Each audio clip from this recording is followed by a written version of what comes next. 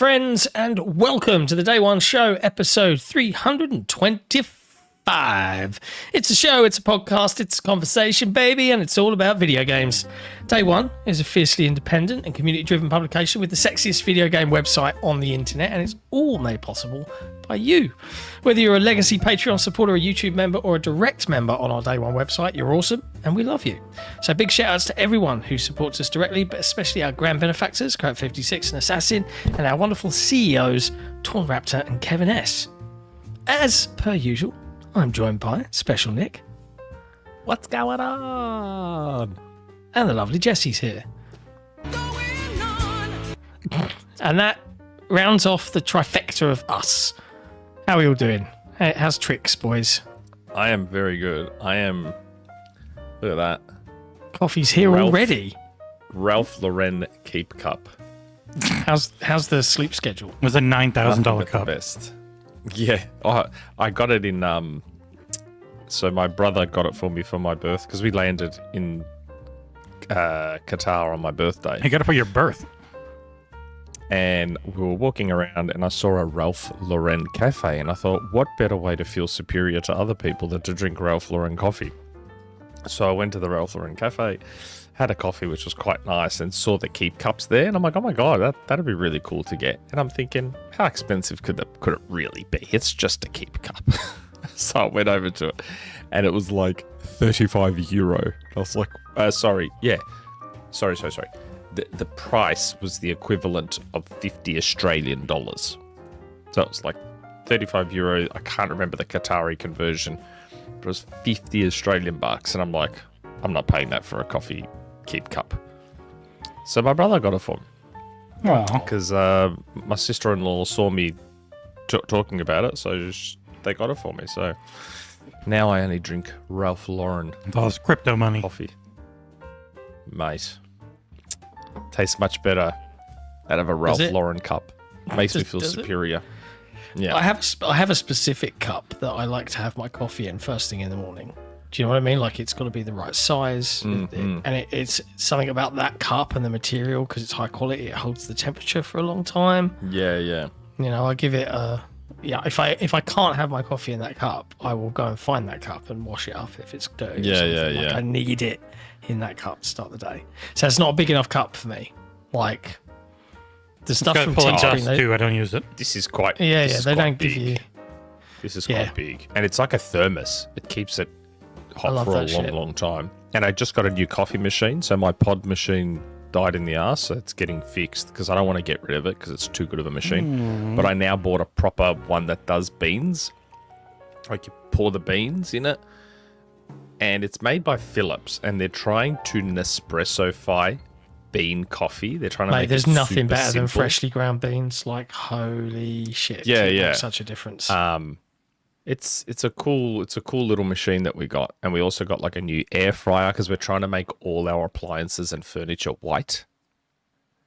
I mean, in our house, like we're not moving anymore. Why white? Okay, Hitler. It's black because or silver.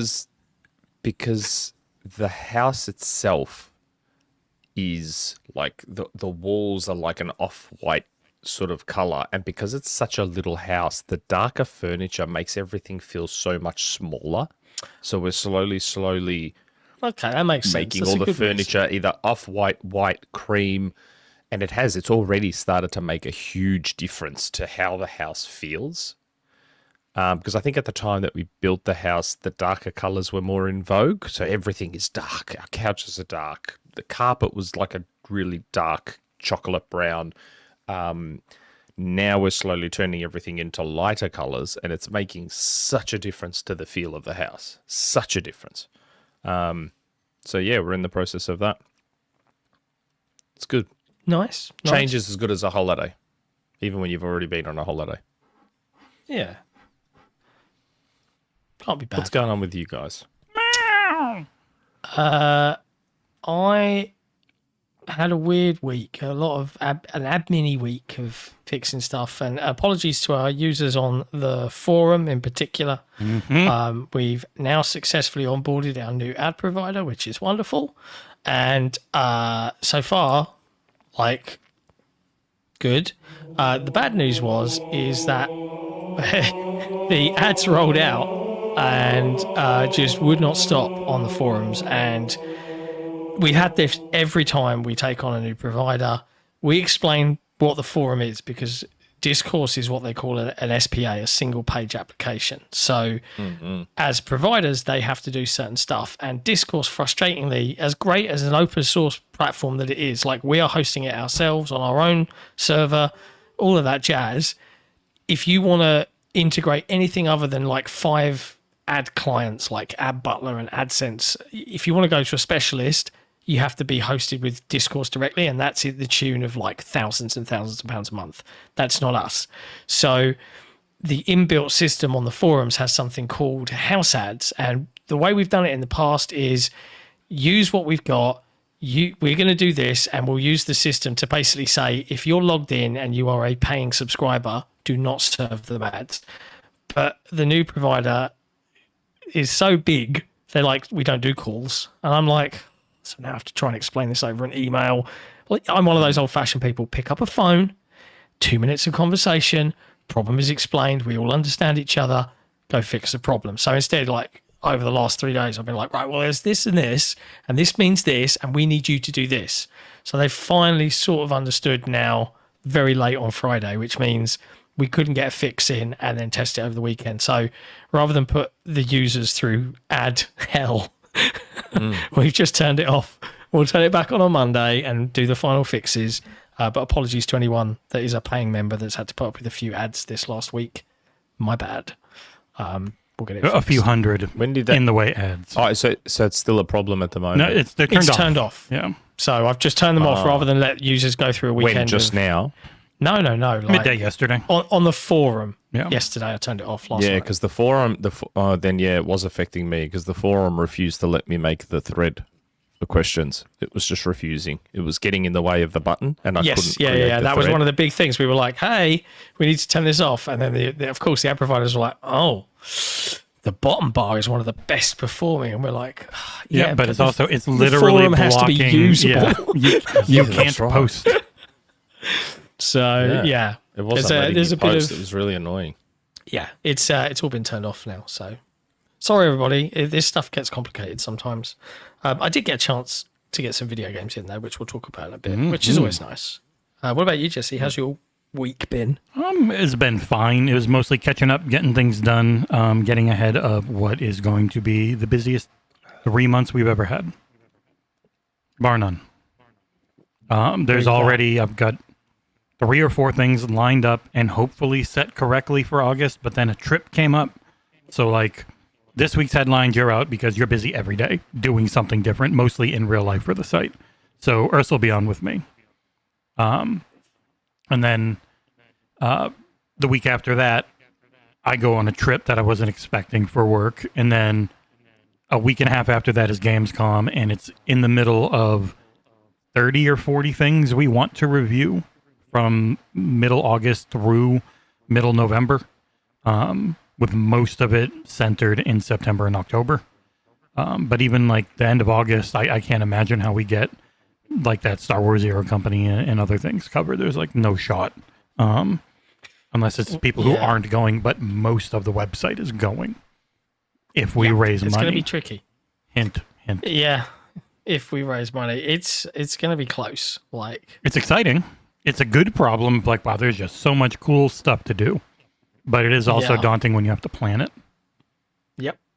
I have specifically not paid myself my meager wage this month. Just in case we have to cover those bills. Because, fuck. And speaking of, thank you to Spartan P451. That Halo chant before was his $11.70 super tip via the Streamlabs, which all goes towards that Gamescom and website bill and stuff. We got a lot of them. Yep, we appreciate it. I don't know if people know this. The forums alone are £250 a month on average. They don't make that. They do not make that. But we recognize that there are people that do not want a Discord, particularly like one of our CEOs is very forum oriented. Mm-hmm. So it's something that we feel is important to keep alive. So yeah. I don't know if anyone wants a pumpkin update. She's actually here next to me, asleep on a chair. I don't know if you can zoom the camera in on my behalf. Hold on. I hid you instead of moving you. There we go. Boop, boop. There you go. Now she can be seen. Nick cannot be seen. He's very upset. She's doing well.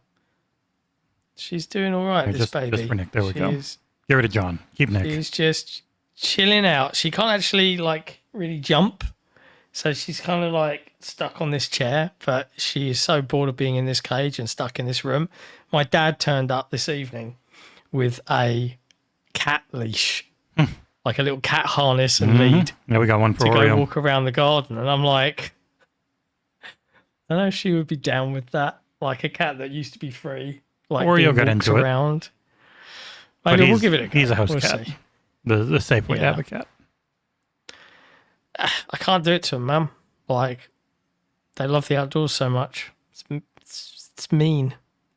They're outdoor animals, you know? Nope. Never had one outdoors. Oh, yeah, mine loves. Your country mine's has 50-50. crocodiles. Well, I mean, this state is the one that it really has them. But also, thank you, TiberiusMonk, the super tip. $7. Just here to support DayOne. Long live the DayOne Pumpkin Show. Brought to you by Pumpkin. Yeah, Pumpkin rules. She is legit a cool cat. All right. Yeah, life's full of challenge and fun. As an aside, if there comes a point later on during this episode that I disappear momentarily, the lovely cat has been on a girls' trip to. I can always keep remembering the fucking name of this place. Gozo? I don't know if that's a place. Gyozabaki. No, it's not him. But it's somewhere near Malta. I don't know. I don't know where it is. I'm talking out my ass, but I think it's called Gozo, something like that. No, that's the guy from Ghostbusters. Gozer. She went for 3 days, and it's all very rocky. But she's been eating octopus and sunbathing and hanging out with her girlfriends. And she's flying back tonight, and she was she rang me before from the airport today, and she was like, "Hey, can I just get dropped off at yours because it's closer, and I'll just crash at yours?" And I'll be like, "Yeah, but I'm doing the show," so she might end up letting herself in. And she's normally been asleep for 3 hours by now. Exactly, so it's way past that girl's bedtime. Bless her heart. But yeah. Anyway, Nick, finally, after much waiting, you've been able to play Halo Campaign Evolved, and I am curious as to your thoughts. Do you hate it like the rest of the internet has started to now? Yeah, Man. I saw all that. That's all. Seems a bit fake and disingenuous. Yeah, it's really, really good. I'm enjoying it a lot. Where did I just get up to? Because I'm doing it a bit slowly because I'm finding the skulls as I go because I can't be bothered going back to get the skulls because it's too much to play. Just use John's amazingly well done guide to tell you where they are. Yeah, so I didn't even know John had one. Yep. Yeah, mate. Guide on site. I saw the other videos you had on Halo. I didn't see a skull. I didn't do a video. It's just a screenshot. Here's where the skulls are. Tells you where you can go for it. It's in the guide section. I've been using our friend Macca's guide. I helped Macca find a lot of those skulls. Did you? He helped me. There was one skull by about 12 hours before the reviews went live. There was one skull left that we hadn't found, and we knew what level it was on, and we had an idea, and we were messing around. And I have to admit, I asked someone I know for a clue. And they gave me a clue, and the clue was it's a little bit like fog in Halo 3. So for any Halo nerds out there, you'll know that skull was the one where you had to shoot the flood that was leaping across the building in that level to get the fog skull. So I was like, okay, so there's an enemy that I have to do something with. Now, all throughout a mission, and this isn't a spoiler, it's a skull, all right? All throughout a particular mission, there is a gold elite that appears and kind of is overlooking. You can't kill him, but you can break his shields. So what we discovered was had to break his shields every time you see him, and then in one of the final combat arenas, kill everyone quickly, break his shields one last time, the skull spawns in a column thing. But that one was one of the trickiest. And I have to admit, as someone who was like enjoyed hunting all these down, because obviously there was no guide to help me. This was me wandering around the levels. I wish they'd made a lot of them a bit trickier. Like that one, and the only other skull that gave us problems was Blind. And Blind is on Keys, the 9th level of the original campaign. And you have to fight all the way through from the beginning to the grav lift to go back up. And I still don't know 100% what triggers the skull. I got there as fast as I could, killed everybody, waited for the grav lift to change thingies, and held B.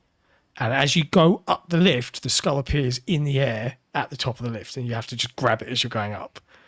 But I'm not 100% sure on the triggers for it. I just know that that's what I did. That. I wanted them to be more complex. Yeah, more complex. I don't like that. That's silly. Like, how would someone figure that out on their own? No one would. No one would figure that out. There are millions of people that would figure it out, bro. Loads. Data mining. No way.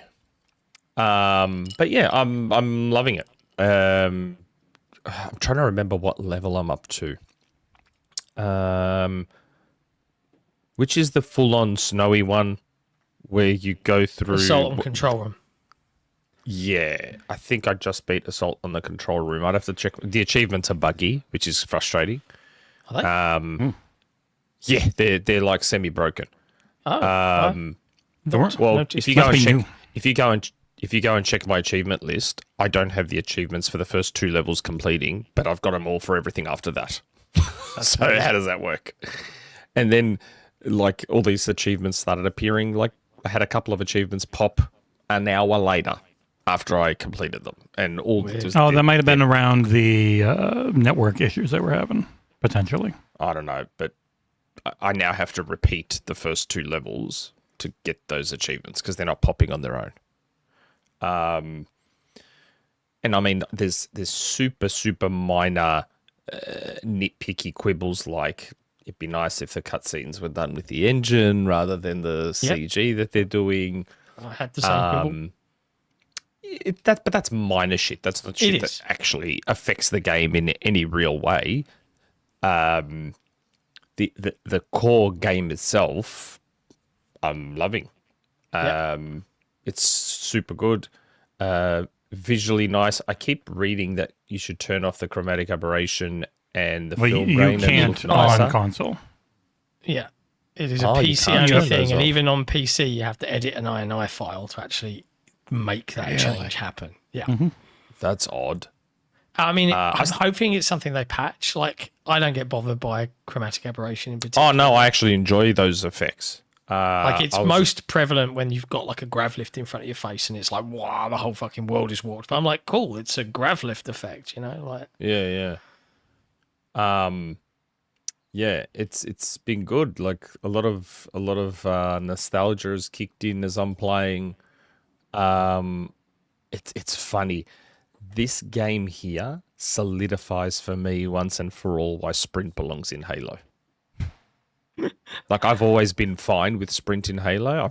It never bothered me the way it did the other Crybabies.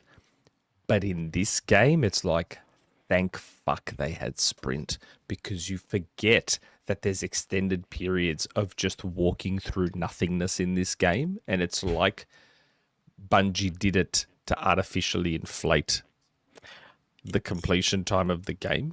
See, in some ways, that's one of my like biggest bugbears with Campaign Evolved, in that Halo 1 was like, it had those extended periods of nothing, of silence, of just you and the ambience on the ring. And in Campaign Evolved, like, I don't give a fuck about sprint, but they do jam in extra tracks from the game in places where there was no music, which started to grow. By the 8th time I'd heard Covenant Dance, I was like, this song's not meant to be here. Like, I like this song a lot, but like, stop playing music. Let me just be on the ring. No, sitting in ambience and having to walk across a long stretch of nothing just for the sake of nothing are two very different things. And I was just like, thank fuck for sprint. I was like, it's so, like, it actually, to me, it's actually better with the sprint. Like, I'm like, I don't this mind is it so at all. good. I'm like, because there was this skull I had to get, and Sprint just made it that much less annoying to get, having Sprint, and I was just like, oh, thank God. So yeah, this is the game where it's like, nah, any even slightly lingering doubt I had about Sprint being in Halo, this game has eradicated it. It belongs. It belongs. You just have to deal with it. Sorry. I'm glad that you're liking it, like, because I pinged my friends today. Like, one of my mates pinged our chat, like the boys that I do a lot of my multiplayer stuff with, and hey, Legendary's complete. One of them said, like, ready for Lasso, and I'm like, cool. You know, like, we're going to be doing that. I know Jesse and I are going to be doing that, but we're going to be doing that ourselves as well.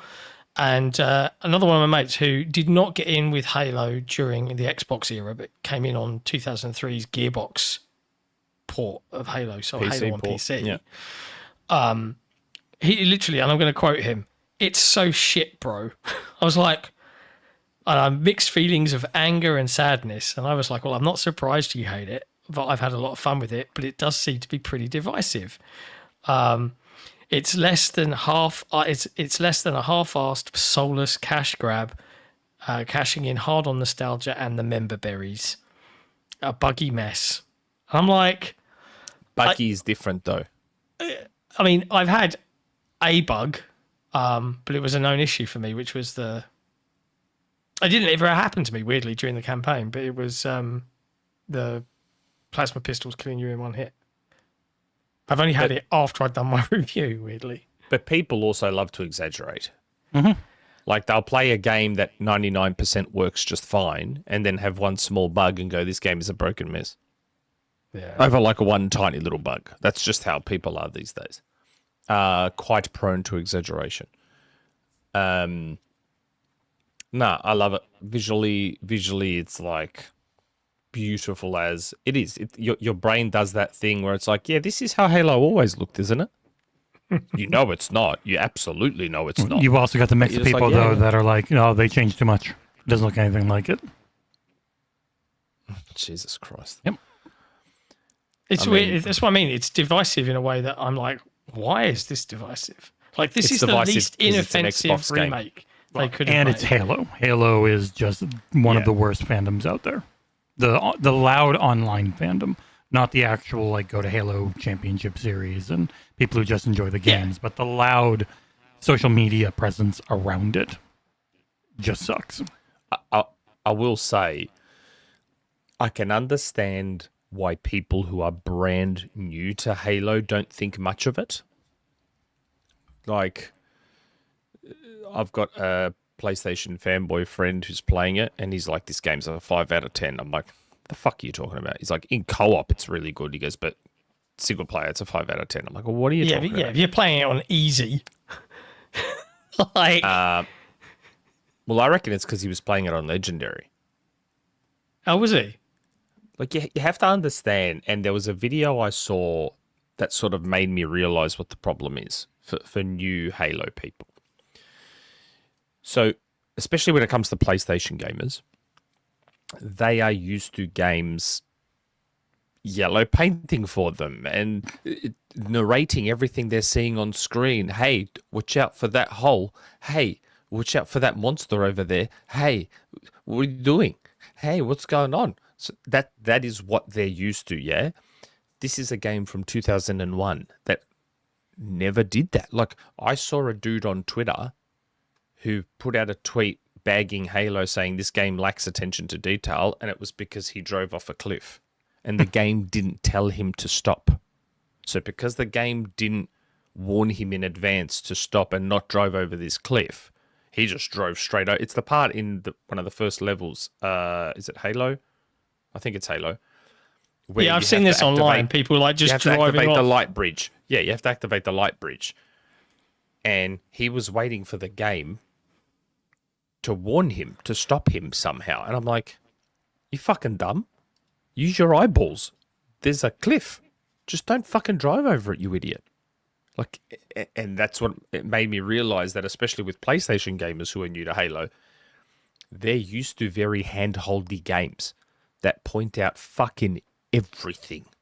And Halo, obviously being from 2001, doesn't do that to the same extent. It doesn't, but one of the big things they've added is like the new waypoint system that is constantly like, go here, Yes, go here. there's a lot of waypoints. Yes, go here, and it's like, you know, but that's why they've done it.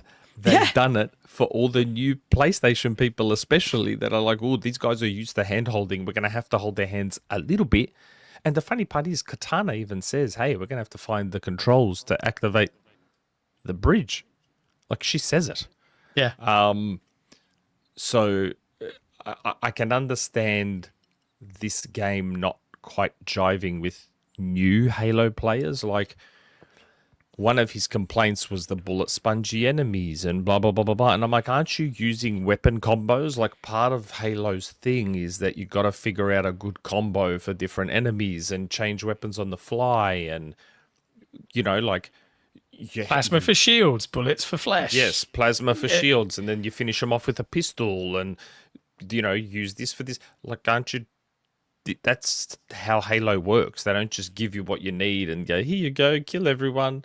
That's not the point of Halo. That's not how it works. And that's why I'm like, I can understand people new to Halo not liking it. I can understand.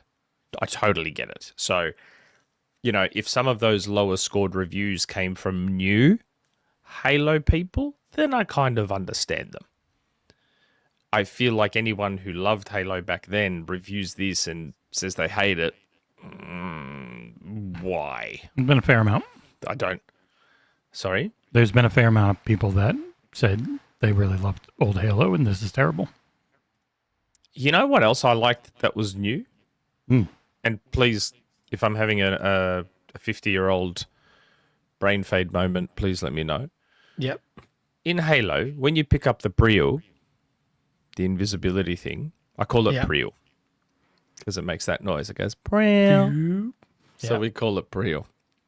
Or I should say my brother and his mate called it Priel, and that just stuck with us now. We only call it Priel.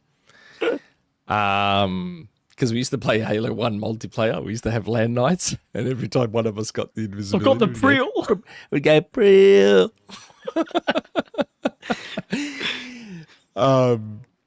Now when you get those power-ups, they don't just instantly activate. That is new. You can choose when to turn it on. You choose. I like that change. I think that's a very good change. Mm-hmm.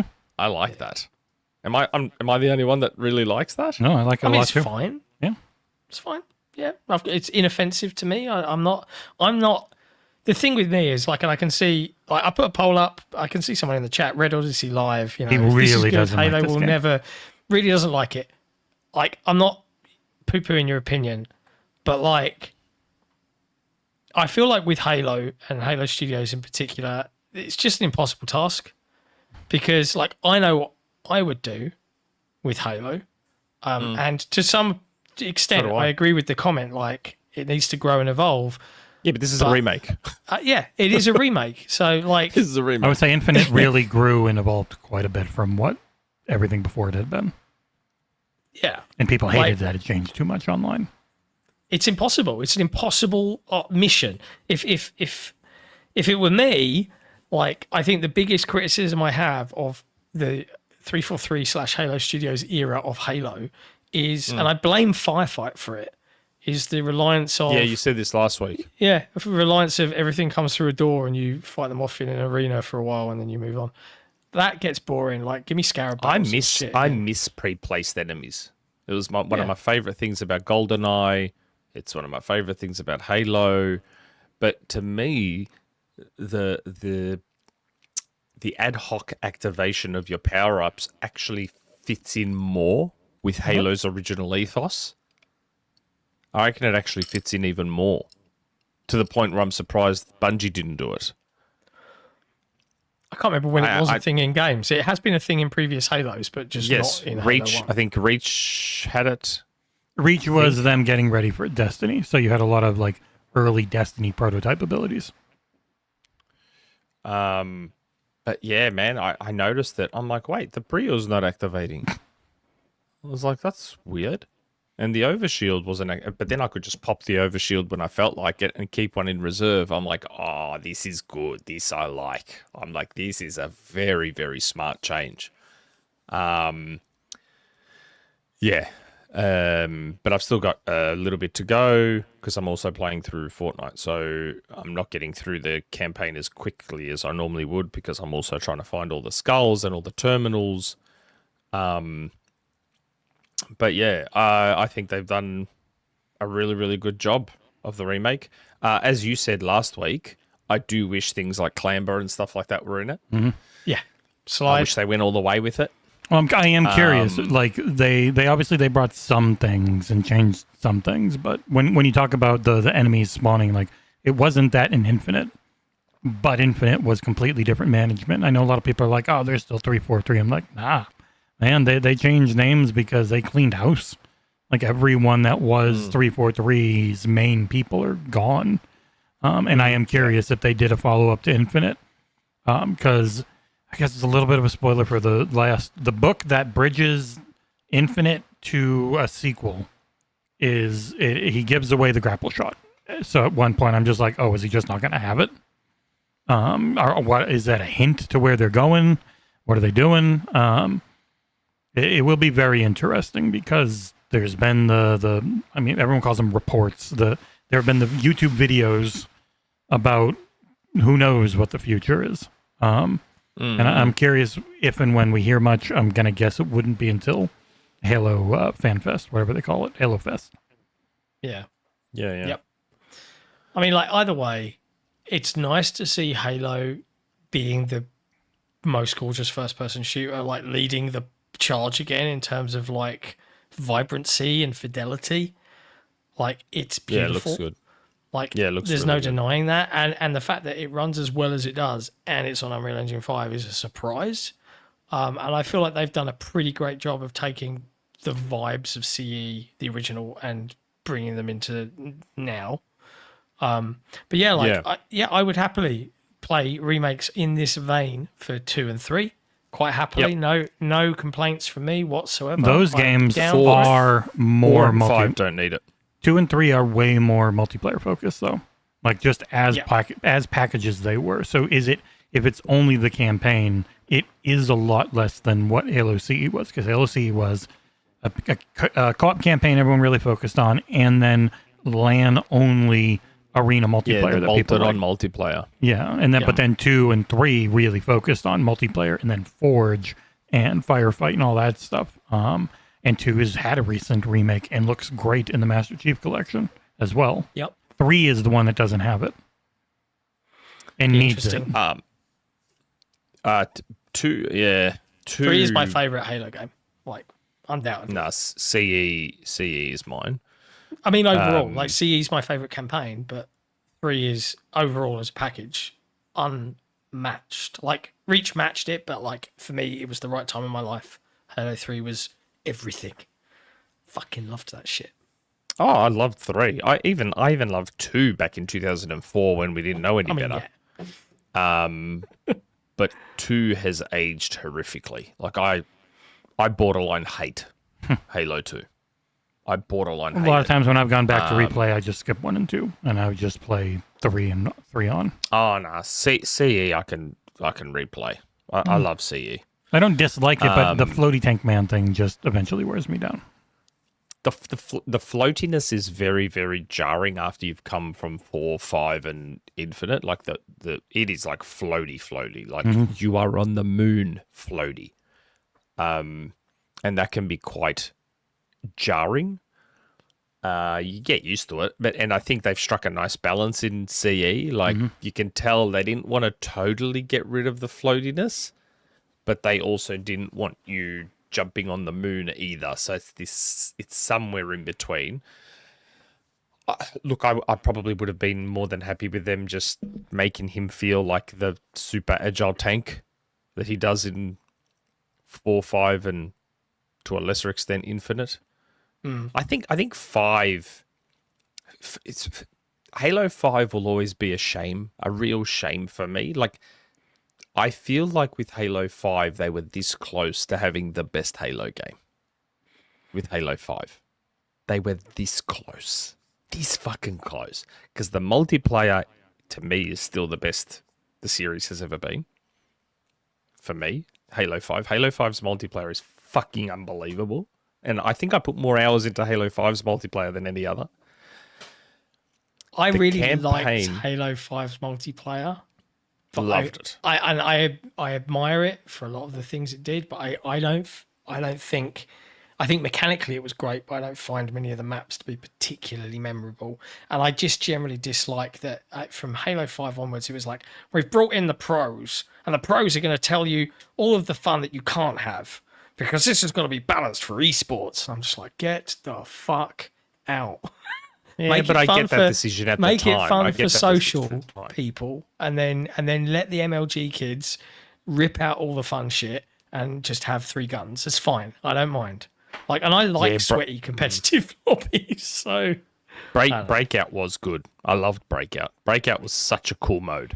Halo 5 visually looked great, at least on a Series X and a 1X. At the time, its visuals were somewhat divisive.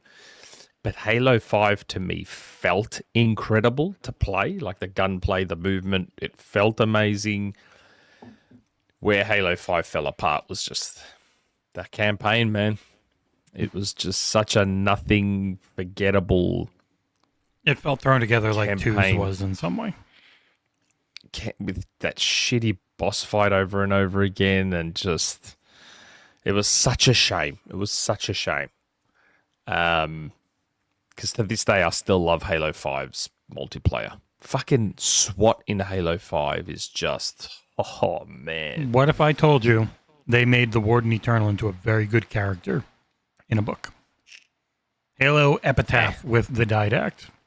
Like, actually bringing the Didact back. The story. Yeah, you should, because it was great. So, for that, you need the Forerunner trilogy. The second book's unbelievably dry, almost reading like a friggin' history volume. But if you cared about any of that, and you never read Halo Epitaph, and you like the stories of 4 through Infinite, then it somehow wraps it all together, and it's great. I always recommend it. I love how Infinite feels too. I think 5 is the pinnacle in terms of feel, just that feel, and how he sprints and the shooting. And Infinite was a base movement, the clambering. or Infinite was a pickup movement versus the base abilities that everyone had in 5. It's good times. Halo's great. Halo's a great series. Yeah, it's not great to talk about online. It's going to be interesting to see where they go with the next mainline Halo. Very, very curious to see where my man Pierre takes it. We'll see. I think they've really written themselves into a corner. I mean, like Cortana going rampant and all that nonsense. Like Cortana going rampant, good. Halo 4's story was like surprisingly good and great, but Halo 5 story was trash. And then evil Cortana, I'm gonna kill everyone. I'm just like, don't do that. That's bad. And in some ways, I feel like, they've written... I tell you what it feels like, and I thought about this the other day. I think the biggest problem that Halo Studios have is letting so many Halo fans make Halo. Because there will be people that are like absolute book nerds, and they're like, oh, we should totally put in bits with, let's explain the Forerunners, and let's do this. And there'll be people that are like, oh, let's have everyone be more quippy, because Marvel movies are great. And I'm just like... as personally, I don't want any of that shit. Like, the quippiness of like Chief and Johnson in the prequel missions in Halo Campaign Evolved is so jarring a jump from Halo CE, like the quietness and the stoicness, and it's like, it's fine. I like the cheese to a degree, and they're obviously riffing off of tons of different, classic sci-fi movies with that kind of vibe. But like, I feel like the people that make all these decisions and choices, like, I get it, you really love the story, but sometimes less is more. And that's one of the big problems 343 have had. And will Halo Studios have that problem? I'm not sure. Jury's out. Well, based on those 3 prequel missions, maybe they will. I don't know. We'll see. Because those 3, the assumption is that those 3 prequel missions are Halo Studios' idea of what fits into CE. So would that not be a worrying sign? Yeah. I mean, Maybe. no, because you really enjoyed them while we played them together. I do enjoy them. Yeah. But like I could still think You can still overthink. the writing in isolation is like having the whole spoiler alert prophet be like, hello, we're gonna stop shooting each other. Let me introduce the alien races and explain this thing. Like, why weren't they like, how about we carry on shooting you? Like, why are we stopping for a conversation? You're trying to wipe out our race. Like, do you know what I mean? Like, it's just weird. But hey, it's fine. It's fun. You know, video games are fun. That's good. Why don't they just shoot the bad guy in the head when they have him every time? Because then you don't have a story. Yeah. So before we move on to what you guys have been playing, which we know what that is, Spartan P451, member for 45 months. Been throwing money at this thing for years. Still watch it more than Netflix. Is he Not talking bad. about us? DayOne. Yeah, baby. Oh, wow. From Xbox pretty good. Series Thanks to for that. DayOne. He's stuck through thick and thin. Yeah, Appreciate thanks for you. that. And Talsetti Runner with a super chat. Sick. How's your COD op-ed coming along? I have been busy with other things, so I haven't And what is there to started say? writing one yet. We're 10 know, years just trying in to- and they never do anything about it. They couldn't give two shits about their old games being hacked. Just trying to make some noise on it, you know. There's been noise for over a decade. They don't care. A super tip there seem from true. Noctis. You guys make amazing content. Thank you for your hard work. Also, the second Halo was from Spartan P451 again.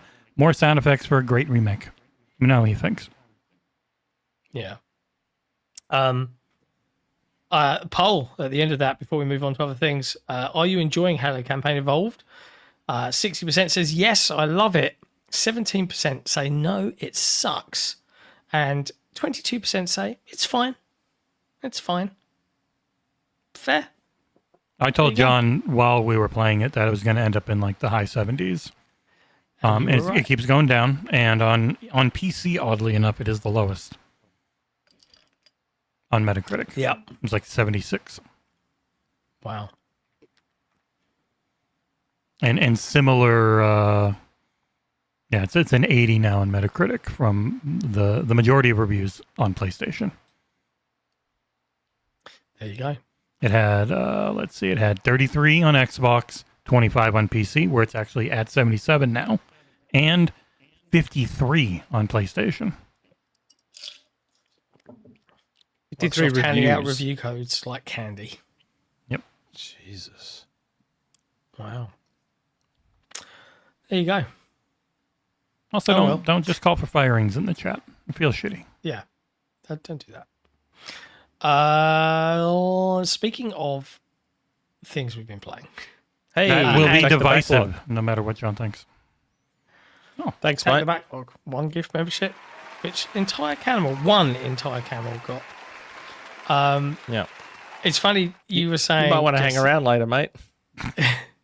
Jesse, that the one of the super chats or one of the messages was thanking us for incredible content. I think we put out 2 incredibly detailed previews that successfully Technically actually 3. told you what Gears of War E-Day's multiplayer modes were like. And then we became flabbergasted to see so many other previews that just didn't talk about what the game is. At all. It was just talking about their It's the- feelings. It was so weird to read. It's the bizarre. And they're all it's the positive. most It's not. bizarre It's not preview. like there's only one negative, which is of course the one that accidentally went out early from our friends at Insider Gaming for a few minutes, where I'm Another sure one. they felt bad about it. 10. Whoa! Spartan P451. That gets a loud cheering. Thanks, mate. Wow. Thank you very Margonaut, ADE 007, Hitman Tekken, Senor Puny. Oh my God. Noctis, Oh, it's says a train. another It's one. going. Holy crap. Gee, I bet no one drops 20 memberships.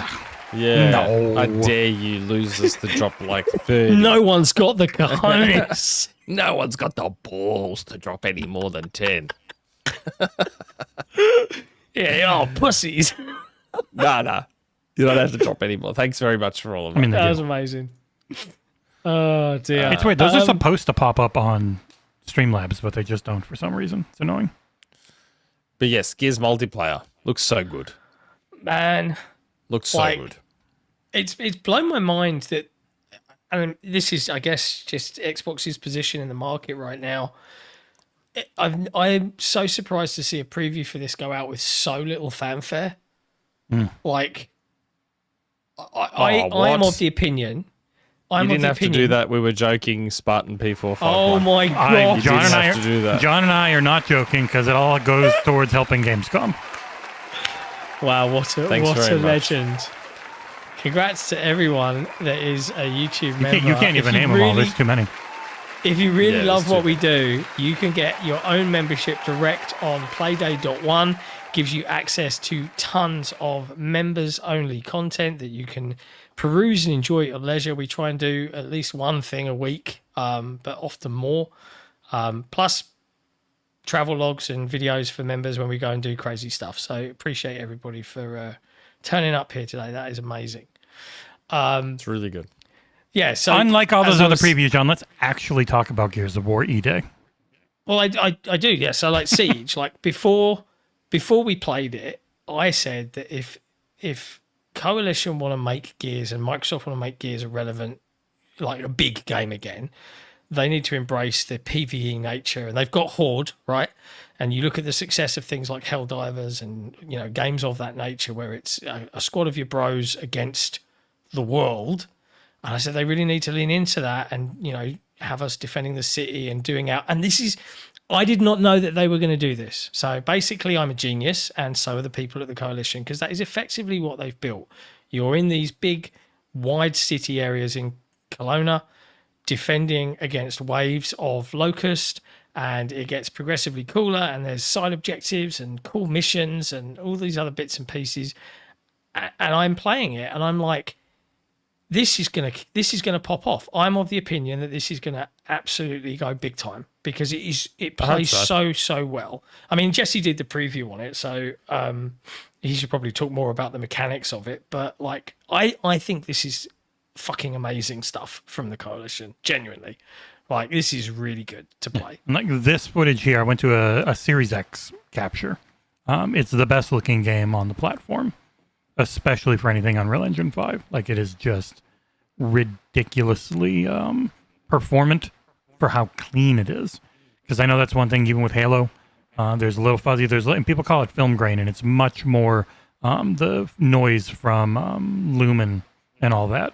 And this doesn't seem to have any of that. Like, this is just incredible looking, and the best part about it is it plays even better. Like, Gears of War has always been Gears of War, and it's this big, heavy, slow roadie running, screen shaking guys, and the roadie run's gone. It's not even on the A button by default anymore. Instead, you are now lithe and fast.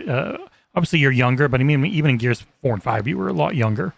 The shotgun is not overpowered, Red. Like, I know people have talked about it, seeing some top tier gameplay. It's not. You have to be directly on top of someone to one-shot them. Good. Like, it is not, good. Oh, I'm within spitting distance, I can just kill him immediately. It is very much fucking you can counter it. Shit. The wall bouncing is also in specific areas. It was not on like the majority of the maps. But this is a fast game with more modern controls outside of being a Bethesda-like by having Y be a jump button, and it's a really good jump. That's gonna take some fucking getting used to. Because you want it makes sense in the context. But you can remap. I wouldn't, because you're using A way more. Oh, the Q-Combo, $25 for a giveaway next week. Here's to the best gaming community on the internet. Thank you, Q-Combo. Oh my god. Because yes, everything. People have been generous today. Everything that goes towards that bar on the bottom will go towards the fundraiser on Friday. Just a heads up. It's all getting counted. But, so you're using A nonstop to get into cover, which you will do more than you will jump. So you don't want to remap. I wouldn't, anyways. Okay. And it kind of like, if you think about it from a, A is down, Y is up, basically, kind of perspective. So A to stick, but if you're sprinting, you press A, you'll slide. But if you're sprinting and you press Y, you'll jump. And if you're behind cover after hitting sprint A, on the left stick. Yeah, just click. It does take a little getting used to. So what's B B? is rev your chainsaw, like melee. If memory serves. See, I might make B jump then. You use controllers with back buttons. I would just get used to using Y. Because I never end up changing anything because they're always on the back anyways. Though I play this more with mouse and keyboard. Because again, obviously, play anywhere game. Could jump between it. Multiplayer preview will be up for everyone next weekend, starting on Thursday, I believe. And I'll be playing the shit out of that. I think it's a closed beta for pre-orders, and then it's an open beta. Oh, well, for everyone on Game Pass. Sorry. Yeah. If you have Ultimate, it's there. Sweet. But yeah, no, it plays incredibly well. The Horde Siege mode is essentially a 20-ish minute long drop in, drop out. And I didn't see anyone else really talk about it, so maybe I'm wrong. But I'm pretty sure it's just a rolling server where people will be dropping in and dropping out in a rotation around each other. So you might be coming in as other people are extracting because it has a one singular extraction mechanic. But the main thing is, outside of these defend the rig, which are like the main thing you do in Horde normally, where you're defending a central point, there are also go out and kill this guy or bring these things to a certain spot side missions, which can get you either in run benefits, which you're really going to need on harder difficulties from the one hard match I had, or they get you weapon parts, which you have to extract with to keep. And if you do, you can use them to really change up how your guns work in the Horde mode.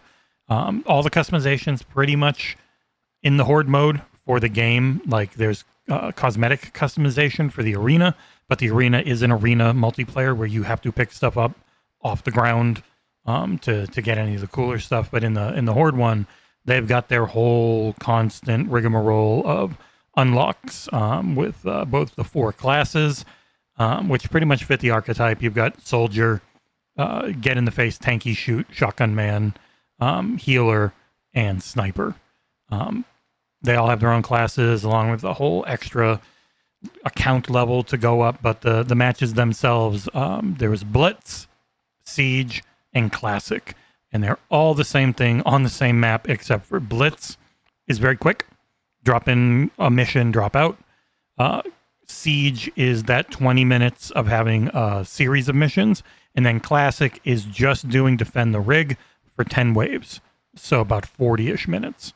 And it's all built around this. We got to play on this one map, which was enormous. And even when you and I played together, John, we only saw like a third of it with the objectives we had. You definitely see more on the harders. And there's going to be 3 total at launch. But John, as someone who, because I played a shit ton of Gears 5 Horde. I think I'm level 90 or something in it. And that I never touched the multiplayer, just the Horde. I really liked this evolution of it, of being a little less tower defense focused and a little more dynamic. What did you think? Yeah, I like I said, I think that this has the potential to be absolutely massive, which is going to be interesting to see because yes, this is Xbox console exclusive, so there's a huge a huge number of the audience that of gamers out there that just don't have a console for this. But I mean, all PlayStation fans have a PC anyway, so it'd be fine. I think that they've made something really special, and I'm eager to see what the campaign is all about. Like, this is something they've been building for years. And I love the premise. You know, over the course of 72 hours, the city's under attack from the beginning of Emergence to the eventual being overrun and having to pull out. Like, Isn't it a what's night? that story going to be? Yeah, it's like I thought it was over the course of a day or something. I thought it was 72 hours, 3 days. Oh, okay. I might be wrong.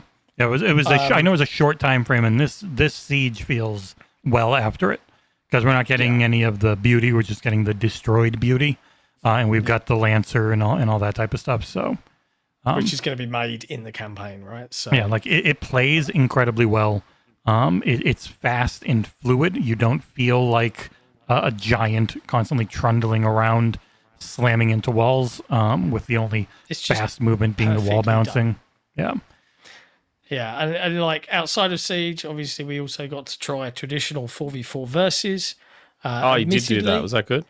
Admittedly, and I say this in my preview for the multiplayer.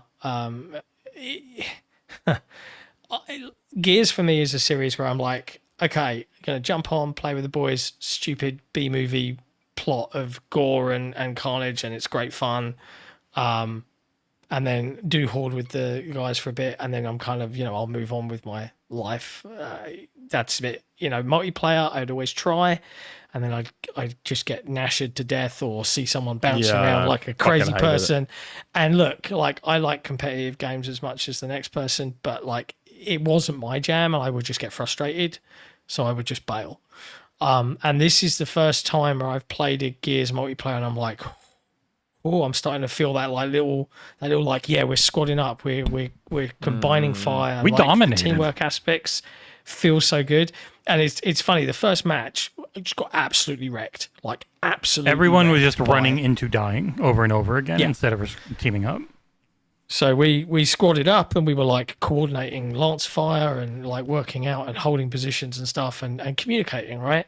And it's funny, and I made sure to include the footage because we came up against a Gears of War pro called Mental. We actually came up against multiples. I didn't even realize there was multiple in there.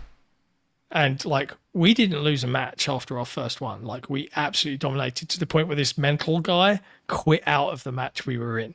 So I will take that as a win. We were smashing. He didn't include any of that footage in his YouTube channel, by the way. We checked. But if you want to see him get owned, he did get owned by us. But like, look, I think that there is the potential here to have a really solid, and I think they've been very careful with it. They recognize that the Gears multiplayer community is super hardcore, and it's not big, but they're still keeping that game. Like in Mexico, that game's still in like, I don't know, the top 20 or something of most play games. Like, they're keeping it there because they love this style of play. So I think it's acknowledging the new movement mechanics and the new meta that's going to be possible. This is footage from our first match where I just get wrecked. I don't know what I was doing. Standing out in the open a lot. Yeah, like being a complete scrub. And I think that it's going to be super popular, but it's going to be small and popular. But I think it's being built to just be maintained in that way. It's not live service. Nope. I think what they need to be prepared for, and I might be wrong, but I think Horde Siege is going to really take off. Like, I think it's super engaging and really fun. And if that does take off, I'm hoping that they are prepared to bring content to it as quick as they can. Do you know what I mean? Like, I want to see that. I want to see more. But you know what makes me realize that they probably understand the multiplayer won't be super popular for super long? They have bot matches.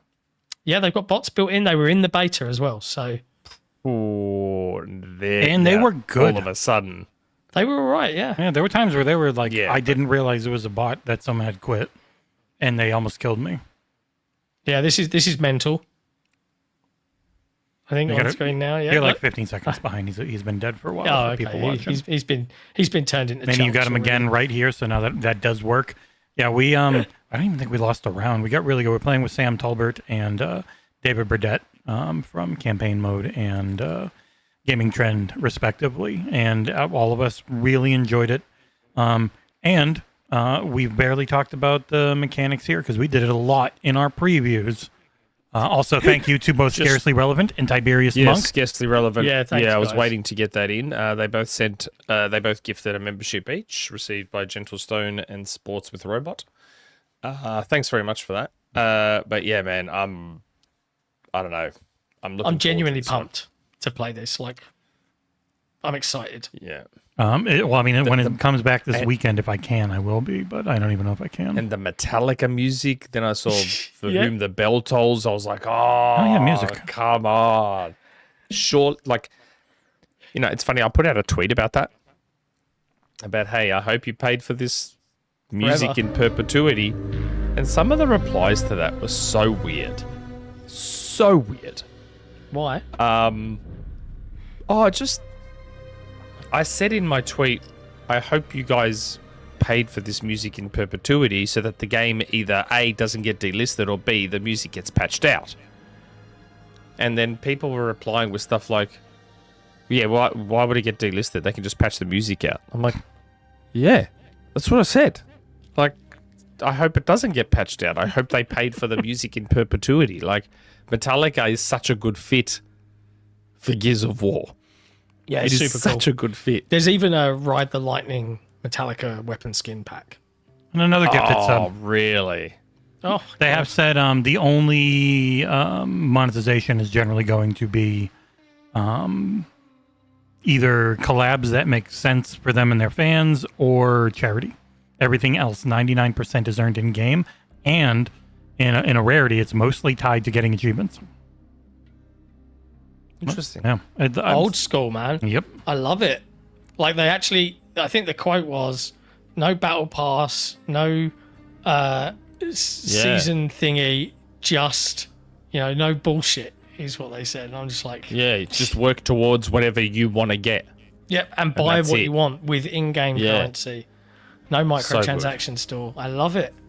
There are yeah. microtransactions, So good. but it's not a. Yeah, but so like- the difference is it is a live service game in that they're going to keep working on it after it launches, but it's not a games as a service. It's not a we are trying to constantly get you to buy things live service game like it is a. One thing we didn't talk about, and it's coming in here, is the invasion stuff that can happen in the Horde Siege, where it was a Corpser and a Brumac could show up, and then that becomes everybody's objective. And I got to fight the Corpser, and I saw the Brumac, unfortunately. It was just friggin' awesome.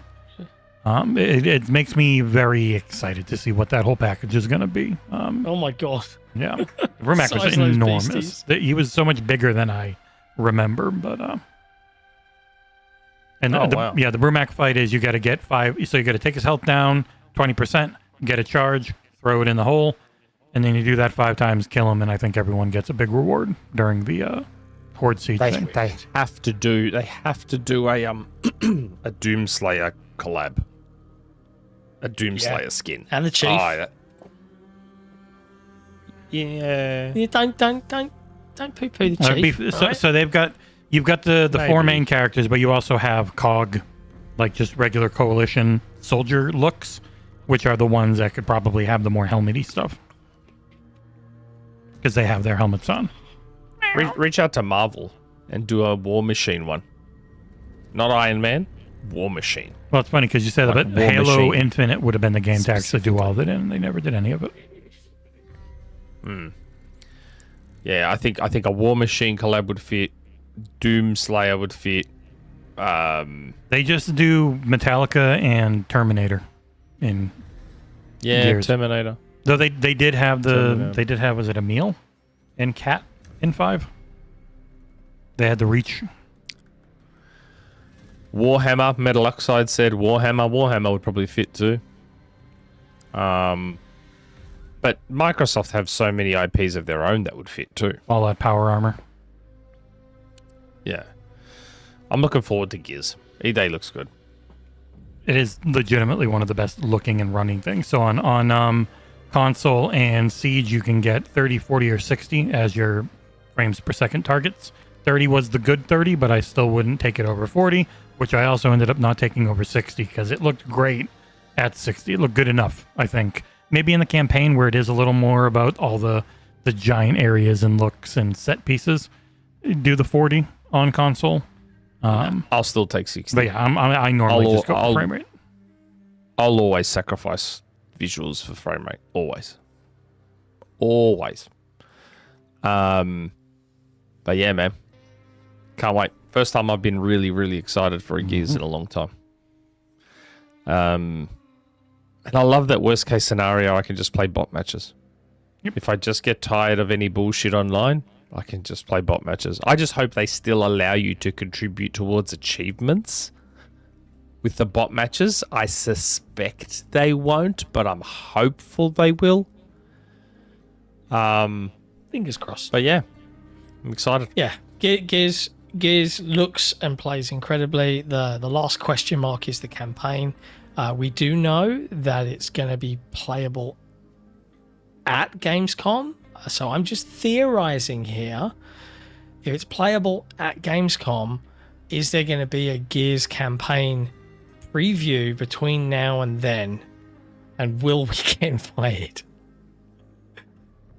Fingers crossed. Jesse, if you're doing the main review for the campaign of the full game, I'll do the preview, and then that way we can tick all the boxes, right? I mean, you did the previews and reviews of Halo.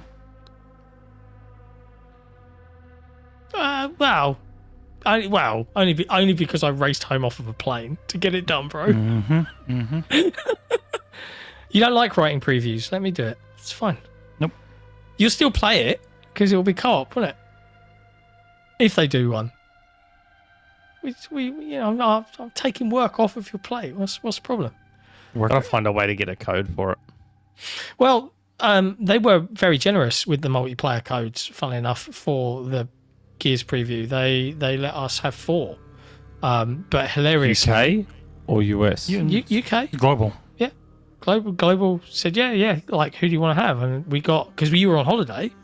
No, I'm not saying for me. I'm talking about. But like, if they do a game. campaign preview, we can ask for, if it's a preview, we can ask for insider access. If they do it, like, I don't know, like, they might not.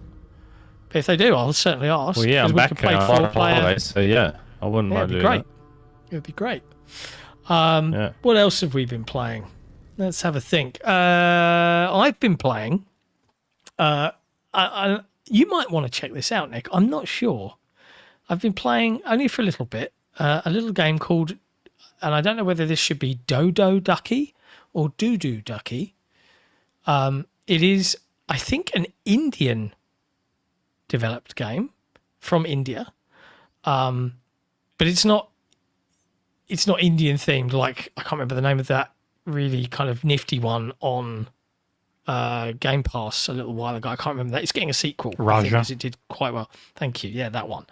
But you play, and this is where I get confused. It's called Dodo Duckie. I think you play as a duck, yet the game's description says that the baby chickens have been stolen. I'm like, well, are they my baby chickens? Because if I'm a duck, that makes little to no sense. Either way, I think you're a duck.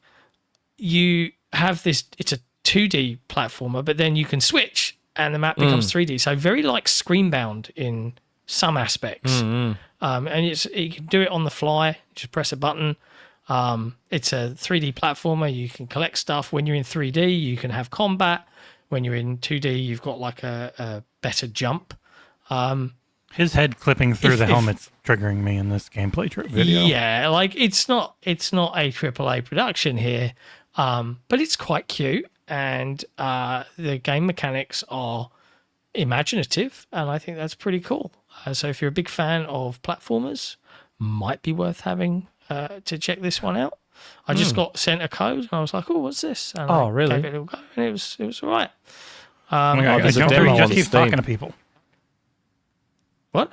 There's a demo on Steam. And there I was just watched also the a trailer for it. Did you take the code that was in ID at Xbox, John? For this, no. Yeah, that's still in there, Nick. John literally told you should check it out. But I did. You never paid attention. Did you send to the us. email? It's an old one. Yeah, it's the old email. It's the last email I sent you. Really? Yep. Yeah, I even wrote when we were talking, you might want to check out this one. You just don't read anything I do or the work I make. He doesn't. I mean, he didn't listen when I was talking before about something, and then he restated it 3 seconds later. Yeah. That's because I'm keeping an eye on the chat and stuff. The members are more important to Nick Yeah, than anything else. I didn't even save that code because I thought Nick would just take it because you told him he should, and he likes taking things. You never have to tell him that's twice. bullshit. Don't lie. What? Don't lie. Don't lie about what? The He thing likes I didn't stealing do. things from the patrons. The moment we say you should take a game, you take it. It's fine. Yeah. The only other thing I've been playing, and I haven't played as much of it. I wanted to do a review for it, but like honestly, as a genre, I'm finding it really daunting, and I didn't really think, to be honest, that anyone would really want to read my thoughts on it, and I haven't been able to play anywhere near as much to kind of write a review at this point in time. Is Pirate City Builder Corsair Cove? There's Gentlestone asking about it again. Yeah, so I have it. I just don't know if I'm going to get enough playtime in, considering everything that's going on at the moment. It is like I'm playing it and I'm like I'm enjoying it. It's beautiful. Like it is absolutely drop dead gorgeous. The ship battles are a bit but I love a lot of the mechanics and the vibes. And I was playing it and there's a narrator, a pirate, that is kind of talking to you throughout. And I'm like, I swear that's the guy from Pirates of the Caribbean. The guy who's like, he lashed hair from sea turtles' eye. That guy, looks like a bit like a farmer. And it is. I Googled it. It was like, he is the narrator of it. I'm like, oh, cool. So I've really given it that piratey vibe. But I find it really daunting. Like, and I don't know or care enough about manufacturing mechanics and is this balanced or not. So I don't know if a review is of worth from me. Outside of that, if you like city builders, you do get to build a really amazing detailed Pirate Cove, and it's very cool, very intuitive. I didn't really get the first ship battle I had, but I think they could have done more there. But yeah, it's out now on PC Game Pass. Probably worth a look. Very, very cool. That's it for me. I haven't been playing anything else from memory. Oh, I did try doing the Dark Ages Revelations. I still haven't played Revelations. Just started it this evening. So I played about an hour. And holy shit. God, I need to go back to it. I got the full 1,000, so I can just start fresh with Revelations and focus on it. But Halo was there, so I was like, well, I'm going to play Halo Campaign Evolved. Yeah. Yeah, there's too much, man. There's fucking too much. So I now have Dodo Duckie. And I've got to give that a try too. There you go. You're welcome. You're welcome. What about you, Jesse? What have you been playing? Well, for people who watched the Gears split screen members only video we did, they might have seen I bought a 5080 right ahead of. I had no idea they were going to up the prices of it, but I got one on sale for around $1,000, which is a couple hundred less than normal. And the only way I could afford is I'm selling the old one. I had a 7900 XTX and I went to a 5080 to play a mobile Division game. I was just playing it. It was one of the many things I have tried out on it. I have to say, ray tracing, neat. Path tracing, holy shit. If you see the path tracing in Doom or like Cyberpunk or Resident Evil Requiem, that is when it's like, oh, this game just looks like a generation ahead of without having path tracing on. It is incredible looking, but also stupidly performance taxing. But this game on screen here is the Division Resurgence, which was the mobile game, which came to Ubisoft Connect a little bit ago, and now it's coming to Steam on the 5th. It's fine. It's the Division Unreal Engine edition made by a Chinese mobile company. It ticks all the Division-y boxes. It has 8 trillion pop-ups every time you do something, and it was built for touchscreens, so it's really easy on mouse and keyboard or controller. Like, it is just very easy if you are not using a touchscreen, and it's fun. So I played a fair amount of that. I probably won't do a review or anything. It's just a late port to one platform. Besides that, it was a lot of uninstalling and reinstalling various things across PC, checking them out. I ended up playing a lot more Borderlands 4, which still doesn't run the best, but it was like a locked 80-ish. Oddly enough, if I open OBS, it goes down to like 40, and I can't figure out why. But I was playing through some of that and starting up some of the DLC, and it's still as goddamn fantastic as I remember. And it's another one where I think Randy Pitchford always coming off like a dipshit did not help the way that game reviewed, because I think it's a fantastic shooter, like one of the best looter shooters ever. So yeah, a lot more of that for 10 to 20 minutes at a time, because it's just been nonstop working on reviews, and that doesn't stop. There's a couple more coming in next week. Man, you're such a beast. I might have one. Mm-hmm. I mean, at the end of September. Yeah, we'll have Nick's usual token September. review. Yeah, that's when Nintendo Sports was. We'll have I'm Jesse talking about continuing to be a Tokon. beast. Yeah. Oh yeah. Well, you'll be doing Tokon. I'm like, what? I've got till the end of September for Tokon. Yeah, I was just thinking of the other one you responded to, because it was we got a good relationship with Nintendo. We've got a solid relationship with Sony. We're hopeful to have things reviewed. What's Nintendo in September? Wii Sports or Switch Sports. Oh, is it? Oh, I thought so. Sick. It's September, October. Man, Is that's going to be Chengus so good. doing a review for Splatoon Raiders? Mm-hmm. He is. Okay. Yep. Because I think the lovely Cucumber was like, I'm probably getting that. Do you want me to do a review? Oh no, Nintendo sent us a code on launch day, and I got it over to Chengus. He's working on it. It's very cool. Thanks, Nintendo. We're going up in the world, you know? Thanks, Nick. Can't be Other than bad. that, I'll have a review on early next week for a Game Pass game. And then from there, it's just waiting on other things to come in and desperately trying to get them done in between going to a thing that I'll probably be able to say once I'm there. And then coming back Yeah. and having 10 days before Gamescom. And My feeling overwhelmed. week next week has suddenly got really weird. Like, I think I've got a thing in London on Tuesday, which kind of scuppers me being around for headlines. Mhm. Then I've got a remote thing on Wednesday, and then an actual thing, like in person for the same thing on Thursday, where I can actually go hands on with it. And I'm like, it's like 2 trips to London, which is a pain, but it's okay, like fun times. But it's just like, and it's my kid-free week. And then Friday, we've obviously got the Gamescom fundraiser where we're going to be All day. testing Jesse's patience as I continually run forward and we die horribly. Well, no, it's not my trying to complete patience. I was Asha. used to it because we played some Legendary during the review process. And John just runs forward and dies and then respawns on me. Doesn't realize it's because I'm just not doing anything. I'm just hanging out in the back because I know the moment I try and run up and do something, then if I die, it's all over. As it should be. Leroy. That's it. That's it for what we've been playing. There is some news. Can I to talk review about, though. Ocarina?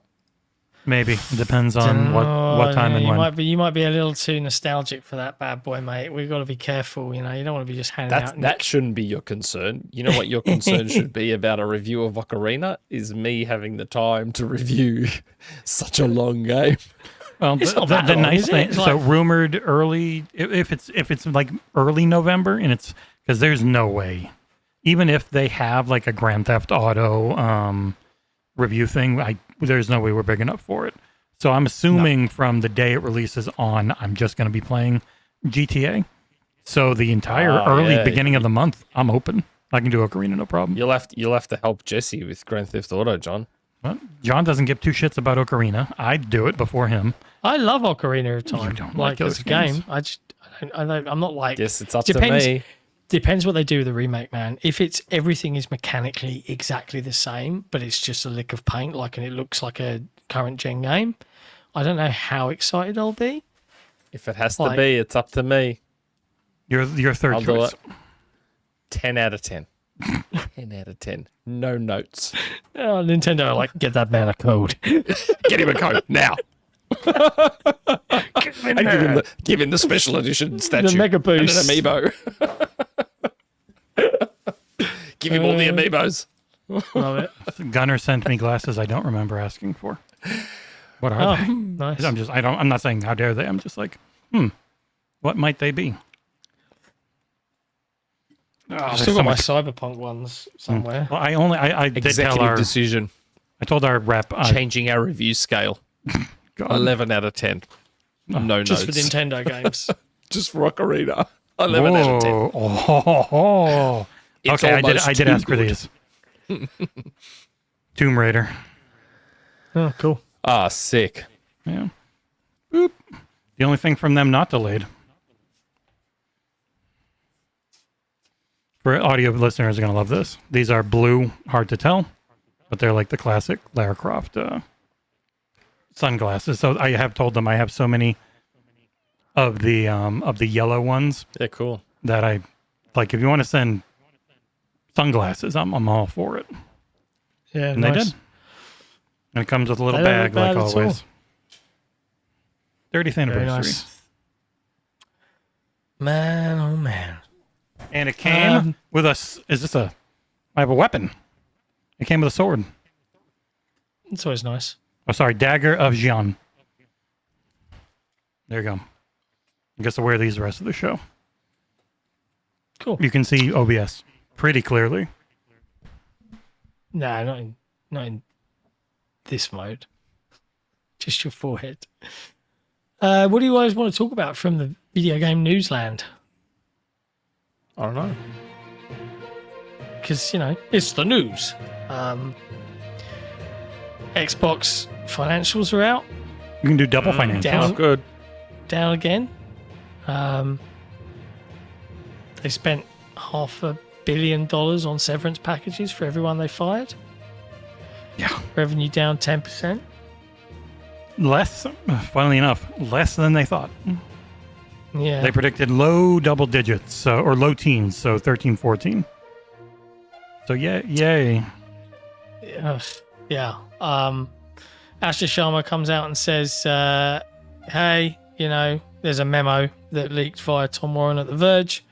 Asha reiterated her 4 goals to return Xbox to player and revenue growth. Strengthening the platform, led by console. You'll like this, Nick. Content, grow great games into global franchises. Creation. Easier said than done. Yeah, right. Creation, make Minecraft the world's creator platform. I'm like, Roblox 2. Roblox this shit? Yeah, get in the pedos. Don't get me wrong. It's a weird comment because Minecraft is already huge in the creator space. Well, and plus Minecraft actually makes money. Weird. Like Roblox loses money every quarter and just dropped like a massive amount. Yeah, they don't make any money. Yeah, but I think it's my assumption is that her comment comes from a place of active users. Because I think Roblox has more than just about anything. It has more than Steam. I think they just want to be Roblox but make money. Amanda. Yeah, but I feel like Minecraft's already doing quite well, though.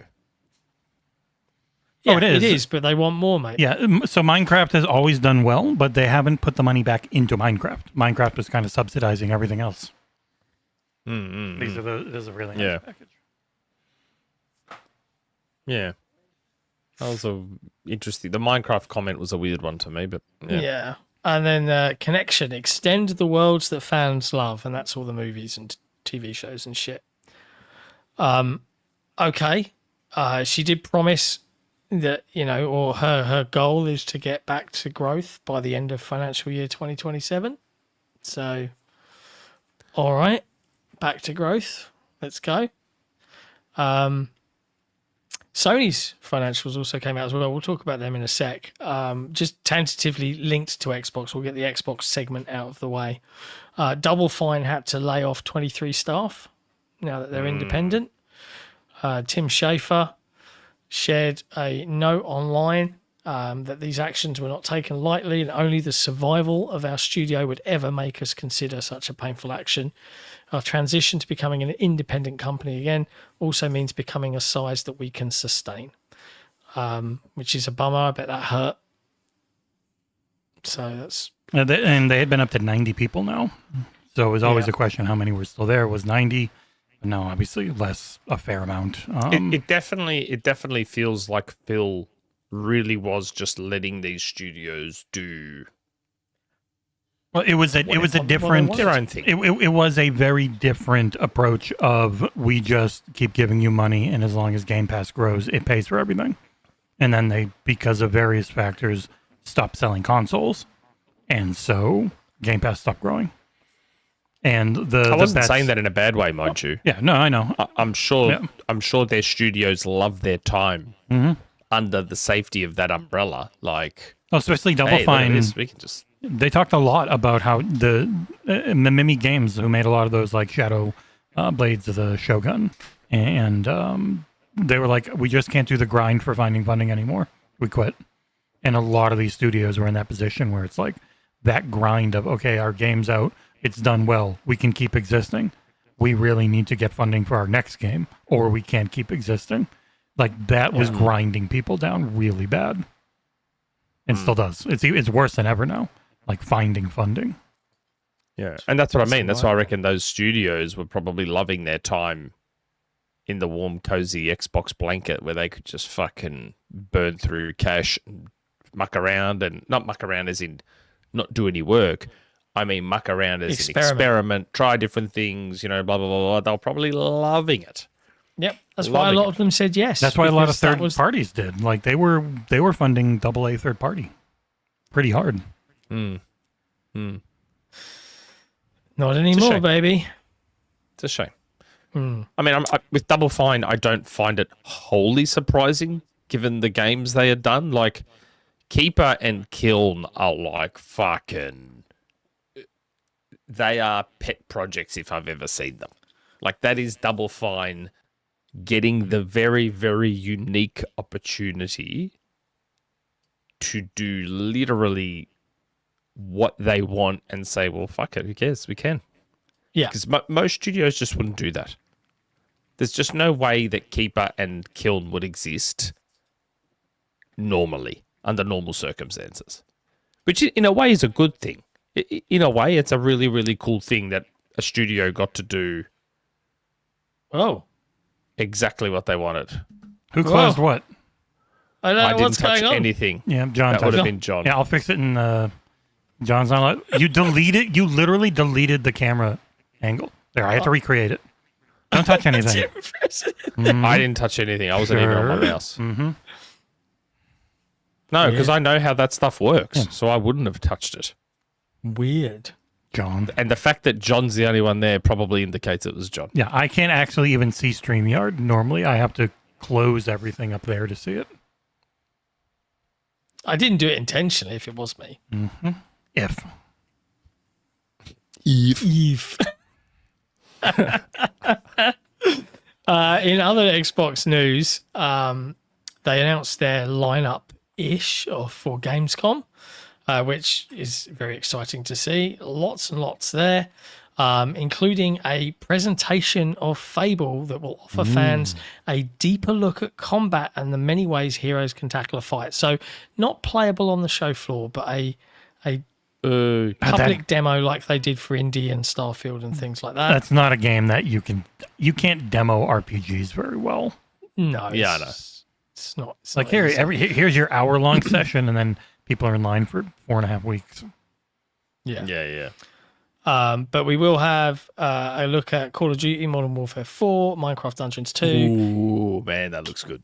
Gears E-Day Campaign, Metro 2039, Stranger Than Heaven, Alien Isolation 2, Alien Deathstorm, Bad Magpie, The Blood of Dawnwalker, Castlevania Belmont's Curse, Crowsworn, Genegods, Neza, Resonance of Plague Tale Legacy, Star Wars Zero Company, Terrible Lizards, Turok Origins, Valor Mortis, and more. Turok Origins in there. I'm hoping because there is some of the ones in there. Not all of them are up Game Pass, but a lot of them are Play Anywhere.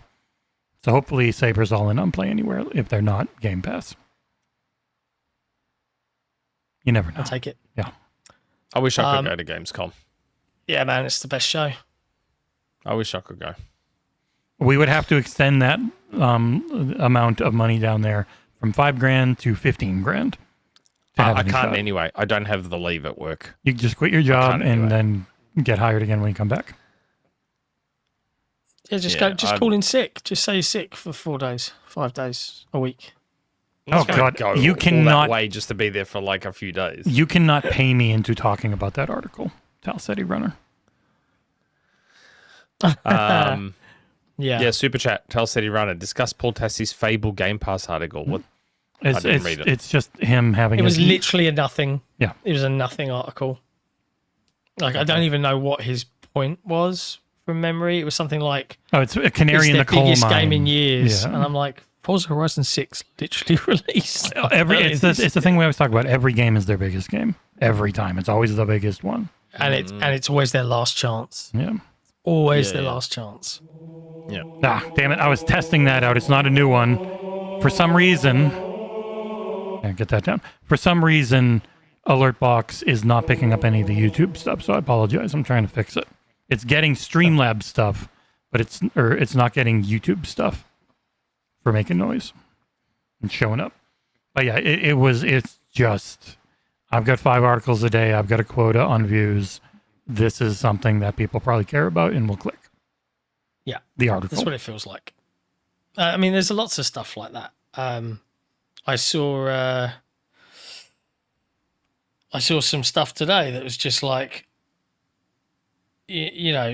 articles being made out of podcasts from like Jez's comments because he hasn't got enough info to make a report on himself. But then everyone else will make a report on the comments made on a podcast. And they get it wrong a lot. Works.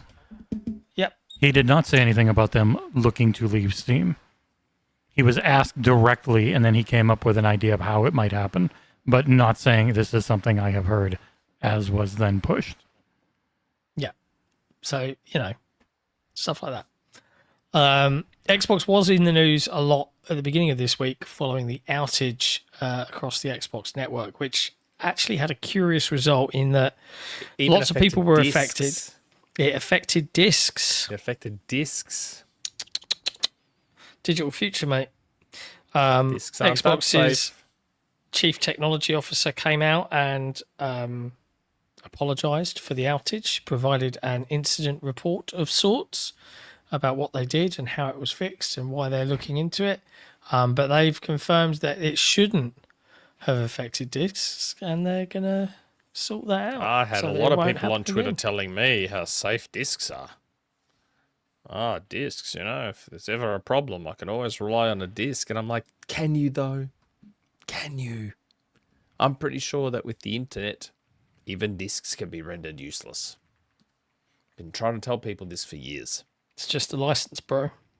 It's always been a license. The fact that it wasn't enforceable or not realistically enforceable doesn't change the fact that it was a license. I don't know why that enrages people so much. I'm just stating a fact. I don't know why people get so upset. Who knows? I'm not trying to say that Nintendo's going to send the police to your door to take your cartridge away.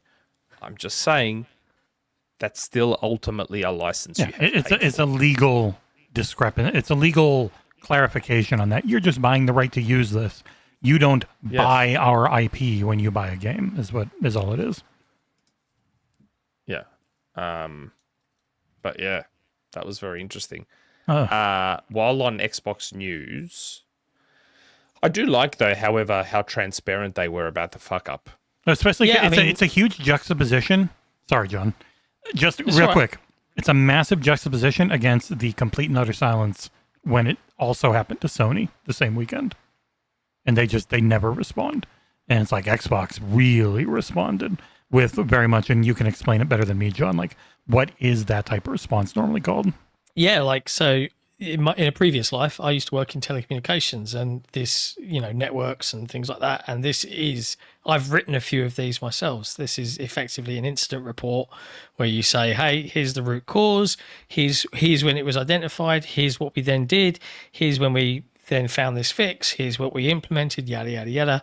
And it's written out in a way that I'm very familiar with. And he even uses a line that I've used where I'm like, I don't really care about the root cause. What I care about is how it's affected you, and trotting out that stuff. And it's fine. But it is nice to see that kind of level of transparency to a customer base that normally doesn't get that sort of thing when it comes to outages. No and compensation, stuff like that. though. No. Funny that, isn't it? I feel like maybe there could have been a little something there. Like what? Was it down for over 24 hours? I don't know. Was it? It was I for wasn't certain playing at the people. time, It so I was. don't know. I mean, it never went down for me. It worked fine, which is why I was surprised when people were like, "It's been down all day." I was like, "I've been reviewing a game on Xbox all day. I never had a problem opening or closing it." Like Maybe just send a little bank shop billiards everyone's way or something. yeah, but it's with something like that when it affects every customer. Even if you send $1, that's $100 million. Like Yeah, I know. or more, depending on is it everyone that Yeah, I know. oh, I loaded this on PlayStation, I loaded this on Switch, I loaded this on like if it affected anything anywhere. If it Yeah, but was they could have done something similar to what Sony did that time where they gave everyone an extra 5 days of PlayStation Plus. They added 5 days to everyone's thing. Something like that. You never know. Like, we haven't had the full, hey, okay, this is the final result, blah, blah, blah. They might just have, we ticked the box now, let's move on. we'll give you Grand Theft Auto Clearly, for they haven't got free. any money anymore. Yeah, Grand Theft Auto Ultimate Edition for everyone affected. And everyone's like, Xbox is the best. And then they shut I down was- next quarter for having a $3 billion write-down. I forgot to mention it with Gamescom. Like, they're obviously having FanFest again within the Xbox booth, which Xbox's booths at Gamescom are usually massive, so it's well worth going if you're in Europe and you could go to Gamescom. FanFest is usually a good show. I was wondering if they're going to also give everyone that attends the European FanFest a opportunity to also have an Xbox Series X Special Edition? No. Or is that just America only? No. Jesse thinks it's a fully I think Americans it's because they're doing 10 of these or something, right? They're not doing it 10 times. Oh, it's a bit of a jip, isn't it? If you're That's not a American, bad you term. don't You're get not the allowed to free use stuff. anymore.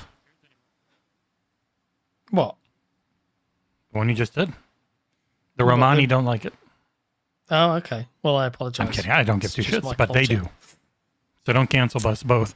But yeah, it is very much. I think it was a let's get some great publicity for this small group, and we're not going to do this every time. I could be wrong, but I can't imagine that there's like 6 or 7 of them. I think.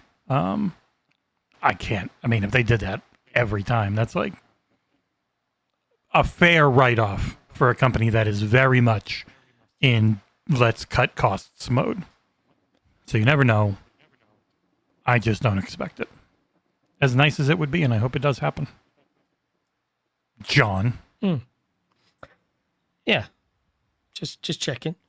Sony obviously also had an outage. Wait, before we get to PlayStation. Hot take. Uh-oh. I love Bethesda's new logo. It's funny that everyone's only talking about it this week when they sent an email last week with loads of the merch and was like, hey, we're doing all of I've this only for the just seen it 40th the other day. anniversary. So But is that yeah, actually their logo, or is it just something they've done for the anniversary? I think it's just merch stuff. I don't know if it's the new logo. Oh, really? That's a shame. I don't know why I It's wouldn't cool. be. It's very 80s. Because all the articles are calling it Bethesda's new logo. Yeah, that's what they called it. Is it a temporary logo, or is it their new logo? No idea. I'm They going to call guess it their new their logo. Maybe it's I their hope new logo. it is. I hope it is, because it's so much better. It is so There's much only better. so much you can do with a square with a hole in it, you know? No, but there's the text as well. The text changed. The name changed. Yep. I loaded that one It's down. not just a square. Softworks. Yeah. So how is this a hot take? I don't know, because I assume most people are like, no, leave it the way it's always been. Nah, I don't think people are precious about Bethesda's logo. No, I think it's cool.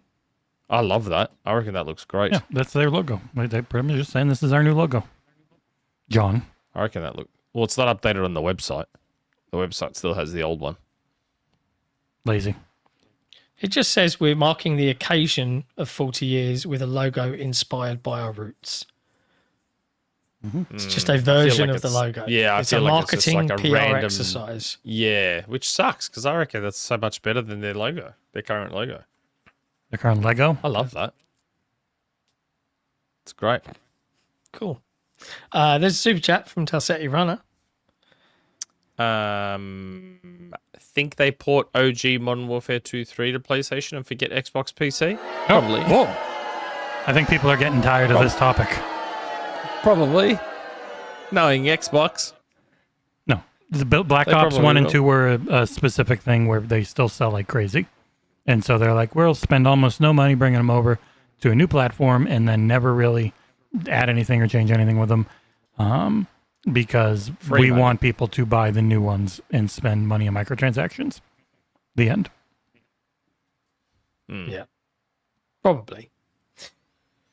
They want that Modern Warfare 4 purchases and microtransactions, please. Thanks very much. Man, I'm looking forward to I'm playing looking Modern Warfare 4. Like, Me too. I've now watched that DMZ video like another couple of times, and I'm like, I want to jump in, try that out. We Extract might be out. back. Modern Warfare 4, we might actually be back. We'll see. I know I sort of got fooled a little bit with Black Ops 7 and Milo Ventimiglia. They got me there. That was a bit of a ruse. But I think now with Modern Warfare 4, we might really be back. Like for real this time. It is very good looking. For real. Also, not to be And a full it's- topic, SummerSlam is going on right now with the WWE, and it's very much brought to you by Gears E-Day. I would show pictures. You can see them on our Discord in general, but WWE will probably ping us if I do because it's a pay-per-view. But there's like lancers and giant rocks on the stage, and it says Gears E-Day everywhere in this enormous outdoor gigantic stage. Pretty cool. Wow. Outside of being associated with a horrible company. Yeah. WWE and the UFC really suck as companies. They're bad. And their products have been pretty bad too. So should we talk about PlayStation had an outage, but they also had their financial results. The financial results were flat sales. I think console sales were down 36% year on year. Software sales were down. So it's pretty much everything was down except for PlayStation Plus, which was up, and so it was all flat. But they made a ton of money because they got refunded their U.S. tariffs. Yeah. Just winning there with those tariffs. But where it gets interesting is that there was a webcast where a video webcast, and me doing the news and stuff, I actually went on the webcast, recorded it, transcribed the relevant sections, and put an article together. But I was beaten by about 35 minutes by Kotaku. I was first on the Xbox One, so you failed. Yep, sure. I was not paying attention. But yeah, they are not backing down Nope. on physical They were never stuff. going to. They can't. Anyone clinging to that hope. $1 from Jay It's- Foley. Hopes he's having a good okay. day and says thank you for all our content. Thanks, Jay. I'll give you some quotes here from Sony Chief Financial Officer Lin Tao. I've just realised I've got a typo in my article. And I didn't Because you're like Morton just thinking of toes. on ending physical discs, she said, so we announced that from January 2028 onwards, we will no longer be manufacturing game discs. So 1.5 years ahead, we made the announcement at this time. There are various reasons we made this decision, the biggest being that the digitalization of contents overall has been progressing. That's the big factor. It's not just for PlayStation, but for all kinds of contents. Digitalization is progressing. And so when we think about the future and we put in a lot of thought and time, we cautiously considered this and we came to this conclusion, and we're going to cautiously move this forward. Lots of caution in there. And to this decision, we've received various opinions and people have strong views, and we understand that the community has put forth those views to us. Games are loved by many people. It's a form of entertainment that's loved by people, and it's connected to people's fond memories in many cases. Not physical cases, am I right, kids? And they'll have we physical understand cases. those emotions. We want to consider that. And in the future digital ecosystem, how do we engage the gamers is something we would like to continue to explore. I mean, But why was anyone expecting them to reverse course? I don't understand. They literally, as Alana Pierce pointed out in her video very succinctly, they cannot reverse course. They can't. It's not just that they can't. Well, no, they can't make. They've already shifted what their disc manufacturing is going to be. They literally can't change they've it. repurposed factories. But Yeah. what I'm saying is that irrelevant. Even if they hadn't repurposed factories, they were never going to reverse course. Like, you guys have spent, and when I say you guys, I mean the royal you guys, like PlayStation fans, especially in general. You guys have spent the last 15 years glazing the fuck out of everything they do, letting them get away with whatever the fuck they want, putting the blame on Xbox. What did you think was going to happen here? What did you think was going to happen? Like, I find it bizarre that they legit thought, oh no, if we whinge enough, Sony will listen. When has that ever been a thing? In the last 15 years, The only when has that time been a thing? delaying closing the PS3 and Vita stores, which they still are now doing. They just delayed it a few years. Yeah, but have a. I think this was something I tried to speak about when I couldn't be on the show properly in Greece. The PlayStation and Vita stores, people will say, "Oh, they reverse course." Yeah, but that's reversing course on something that wasn't costing them any money, and if anything, it's something that could make them money. Because that little extra burst of people going, yes, the stores are open, let's buy stuff. And all of a sudden, they probably got an influx of money from people just needlessly spending on those stores. Like, how much would it have cost? How much does it really cost Sony to keep the PlayStation Vita and PS3 stores open? It cost fuck all. I mean, You know how why much it did cost them to make every single disc for their fucking platform? and to have those discs be sitting on shelves in most cases. Come on, man. Like, we're not talking about the same thing here. Like, Yeah. they are, again, as they said, we didn't notice any hit to our business. Yeah, that's what I tried to say a couple of weeks ago. They would have seen, this is the money we're making. This is how much we stand to make if we get rid of discs. This is how much we'll lose from the people whinging and quitting us. We still make a lot of extra money. We're going to go ahead with this. It is inescapable. Which I think was going to happen. Yeah. Maybe you guys should have been pushing back a little bit more over the years instead of just fucking gok 9000ing everything, and maybe things would be a little bit fucking different. They did have a question on the impact on retailers from this decision, and whether PlayStation as a platform would become more like PC in that regard, as with the removal of physical discs. And Lin Tao said via a translator, "For the last 30 years, we've been selling PlayStation, and the retail partners have always been important to us. And with the completion of disc production, we communicated this at an early stage so that we have enough time to be able to listen to various partners' voices. And in North America, this has already happened. Without discs in the package, there's a code included. That's how they sell in North America. And about the retailers, there are regional characteristics. And for each regional partner, we try to have thorough dialogue so we can end up in a win-win situation. Now, the differentiation from PC, we don't feel that the disc is the factor to differentiate from the PC. For PC, there's certain ways to play with the PC as a user. It's a long tail. Our strength is in the curated content and the game environment being stable. That's another strength. And compared to the high-end gaming PC, our product is more affordable. So we don't feel that the disc itself is a strong factor for differentiation. Going forward, we can coexist peacefully with PC games."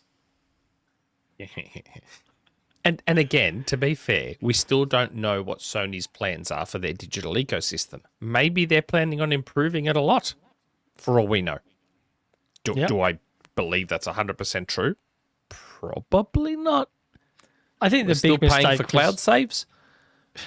Yeah, the big mistake was not actually announcing, like, "Hey, here's everything we're gonna fix with this. We're sorry." You know, like, here's the improvements we're going to bring along for the ride. Yeah, but I don't think they were ever going to do that before the PlayStation 6 has been announced. And while we're on that topic, I don't know if this adds any context to Sony's decision. I don't know.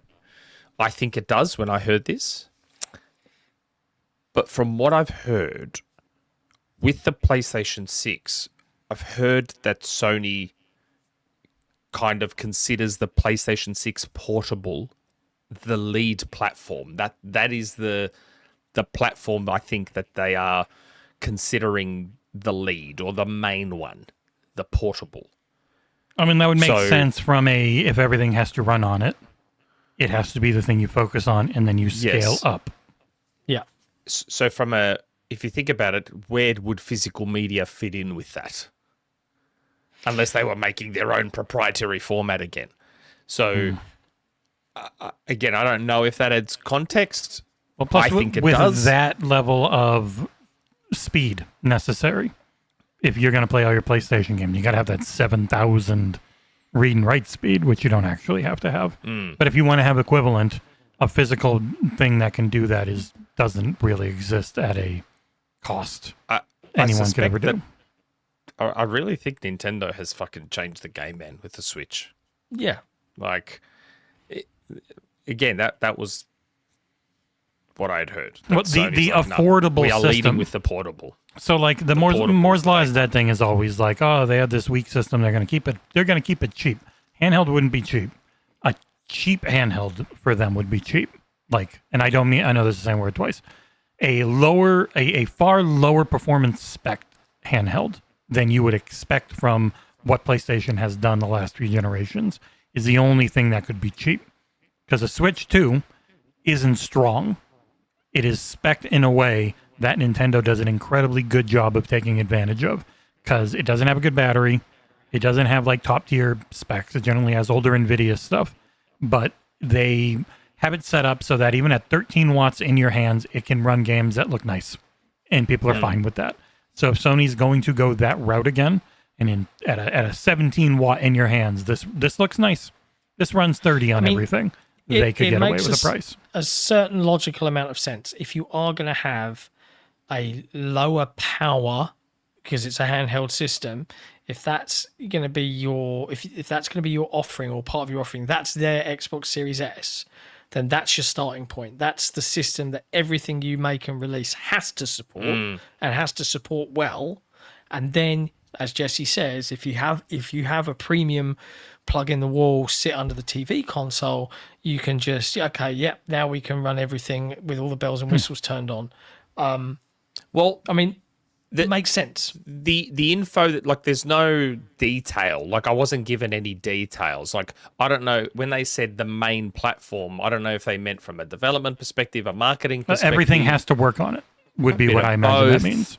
Because also a system like that is going to be weaker than a PS5 by a fair amount. Just from the simple fact that, again, it's like, I don't know. It's 17 watts in your hands versus 300 out of your wall. It's going to be weaker. You can't get around that power draw. While we were talking about physical media and PlayStation Portable and Nintendo, I also got told that Nintendo has zero plans on ditching physical. Nintendo ain't ditching physical. And in fact, they're actually already, from what I've heard, they're already working on their next format. Because Nintendo almost always does proprietary, yeah? Like, for the longest time. This one is essentially that micro SD, but in their form factor with their carts. But that actual thing, the memory they're getting to be fast enough is not made in anything less than 64 gigs generally. So that's why you always get that game key card for anything for companies that don't want to lose a bunch of money on a 64 gig cart. So if they can make a proprietary one that they can have more options with on the size, and it's fast enough, because even some of the games were like you have to install to the internal micro SD 400 megabytes, not fast enough. That would make sense. Oh, I don't know. What I've heard is that they're already working on their next gen physical media, so their next format, while maintaining backwards compatibility. So again, no details. I assume what I'm assuming that means is that they'll have the format for the next Switch, but that port, that slot, I guess, needs to be able to then support Switch 1 and 2. That's how that reads to me, if that makes sense. Yeah. So they're working on their next format while maintaining backwards compatibility. Sounds reasonable. So, interesting times ahead for physical media. Yeah. When it's funny, they're actually supporting more than ever. There's tapes are coming back, and LPs and CDs, like all of it's coming back while this happens. Didn't Jez say that he heard that Microsoft were planning to? No, that was John Linneman. That's John Linneman. That's it. Thank you. Sorry, Jez had said he heard the opposite. I had heard the opposite last year, but that was last year. That was before Asha came on board. But the funny thing is, John Linneman's was he had heard before Asha came on board they were, and he doesn't know now. Yeah, that's what was weird.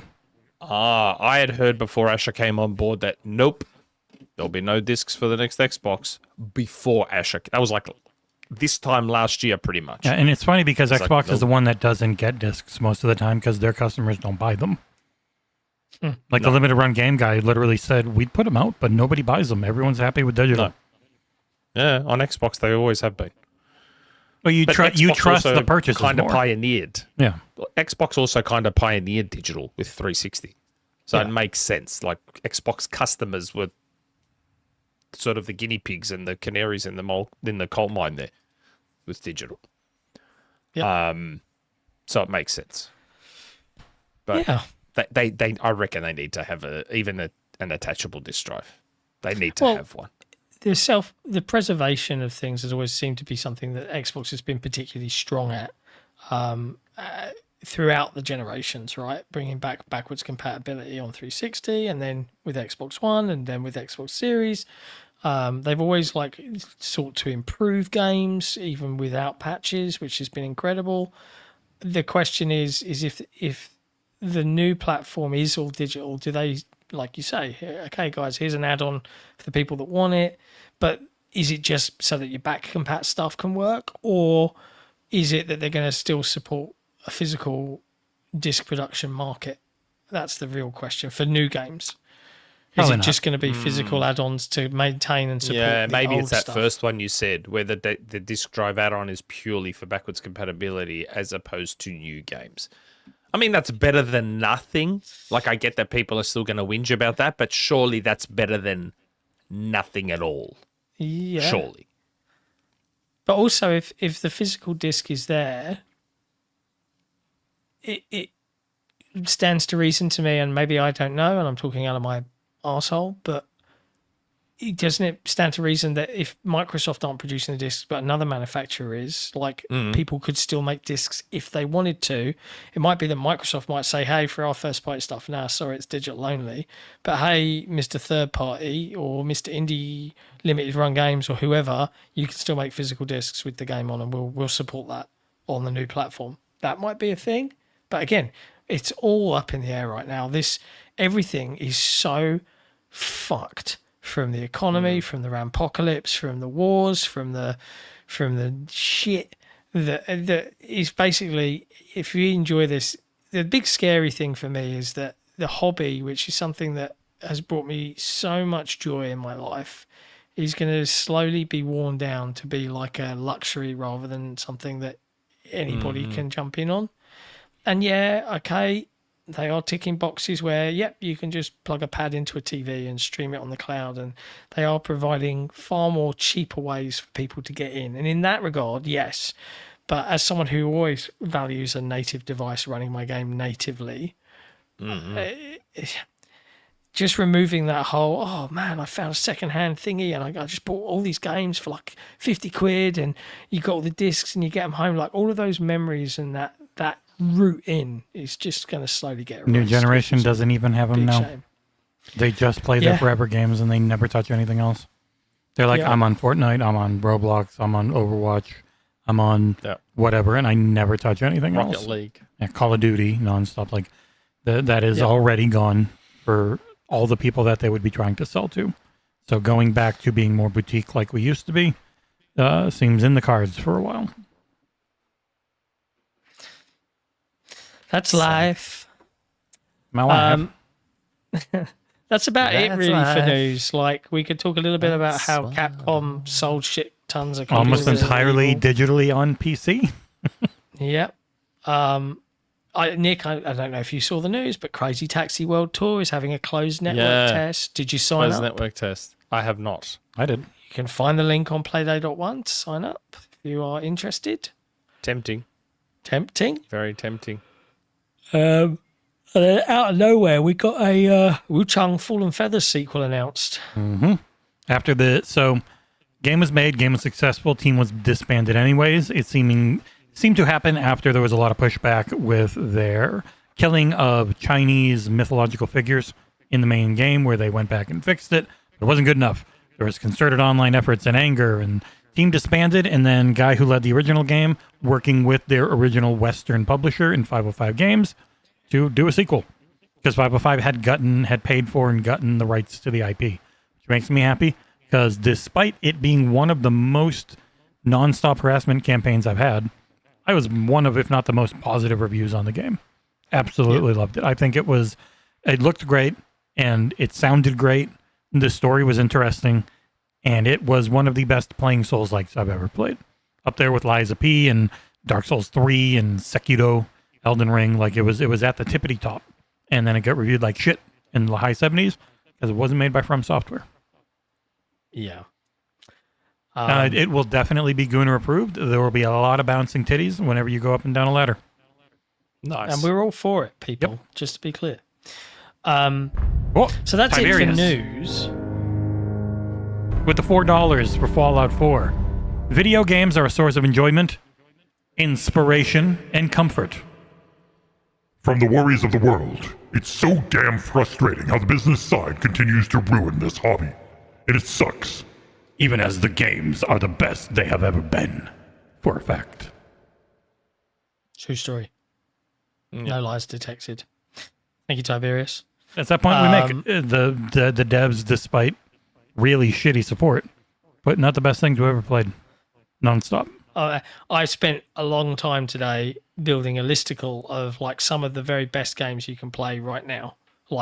And they're not like all new. They're like from a few years ago. Just like really just a solid list of awesome AAA, like scale, bombastic open world adventures, all of that stuff, or addictive indies, or AAA or AA bangers, all of that stuff. Just really good games.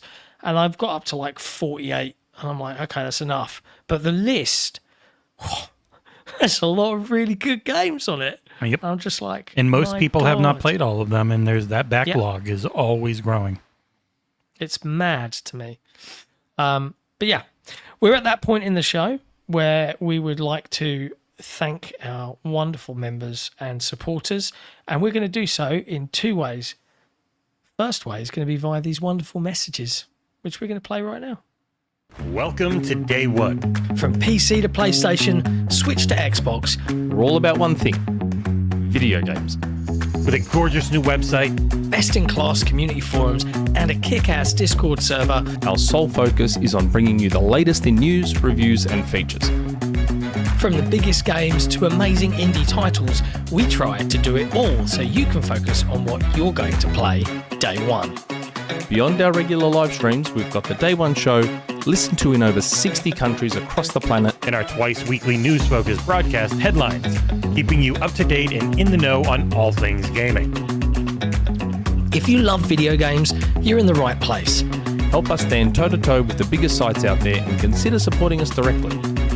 Just head to playday.one/memberships. And enjoy things like exclusive videos and game giveaways every week. Thank you for your support. That's right. If you really love what we do, and I mean this sincerely, I know people have chucked memberships for the YouTube channel in here. We appreciate every single one of them.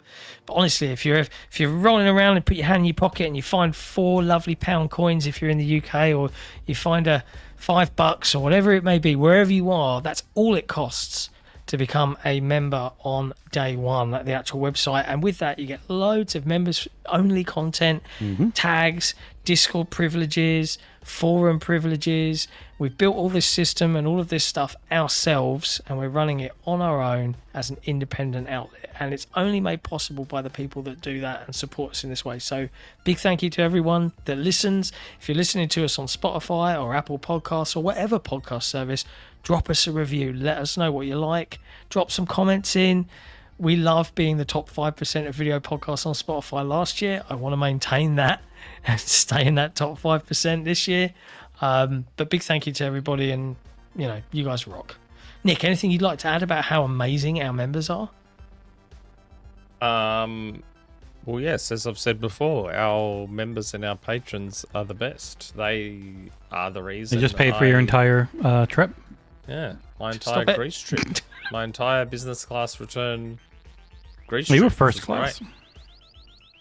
No, Don't it was play it business down. class. Qatar business. I've got the photos to prove that it was business class. Ignore that they were also the same ones from Gamescom.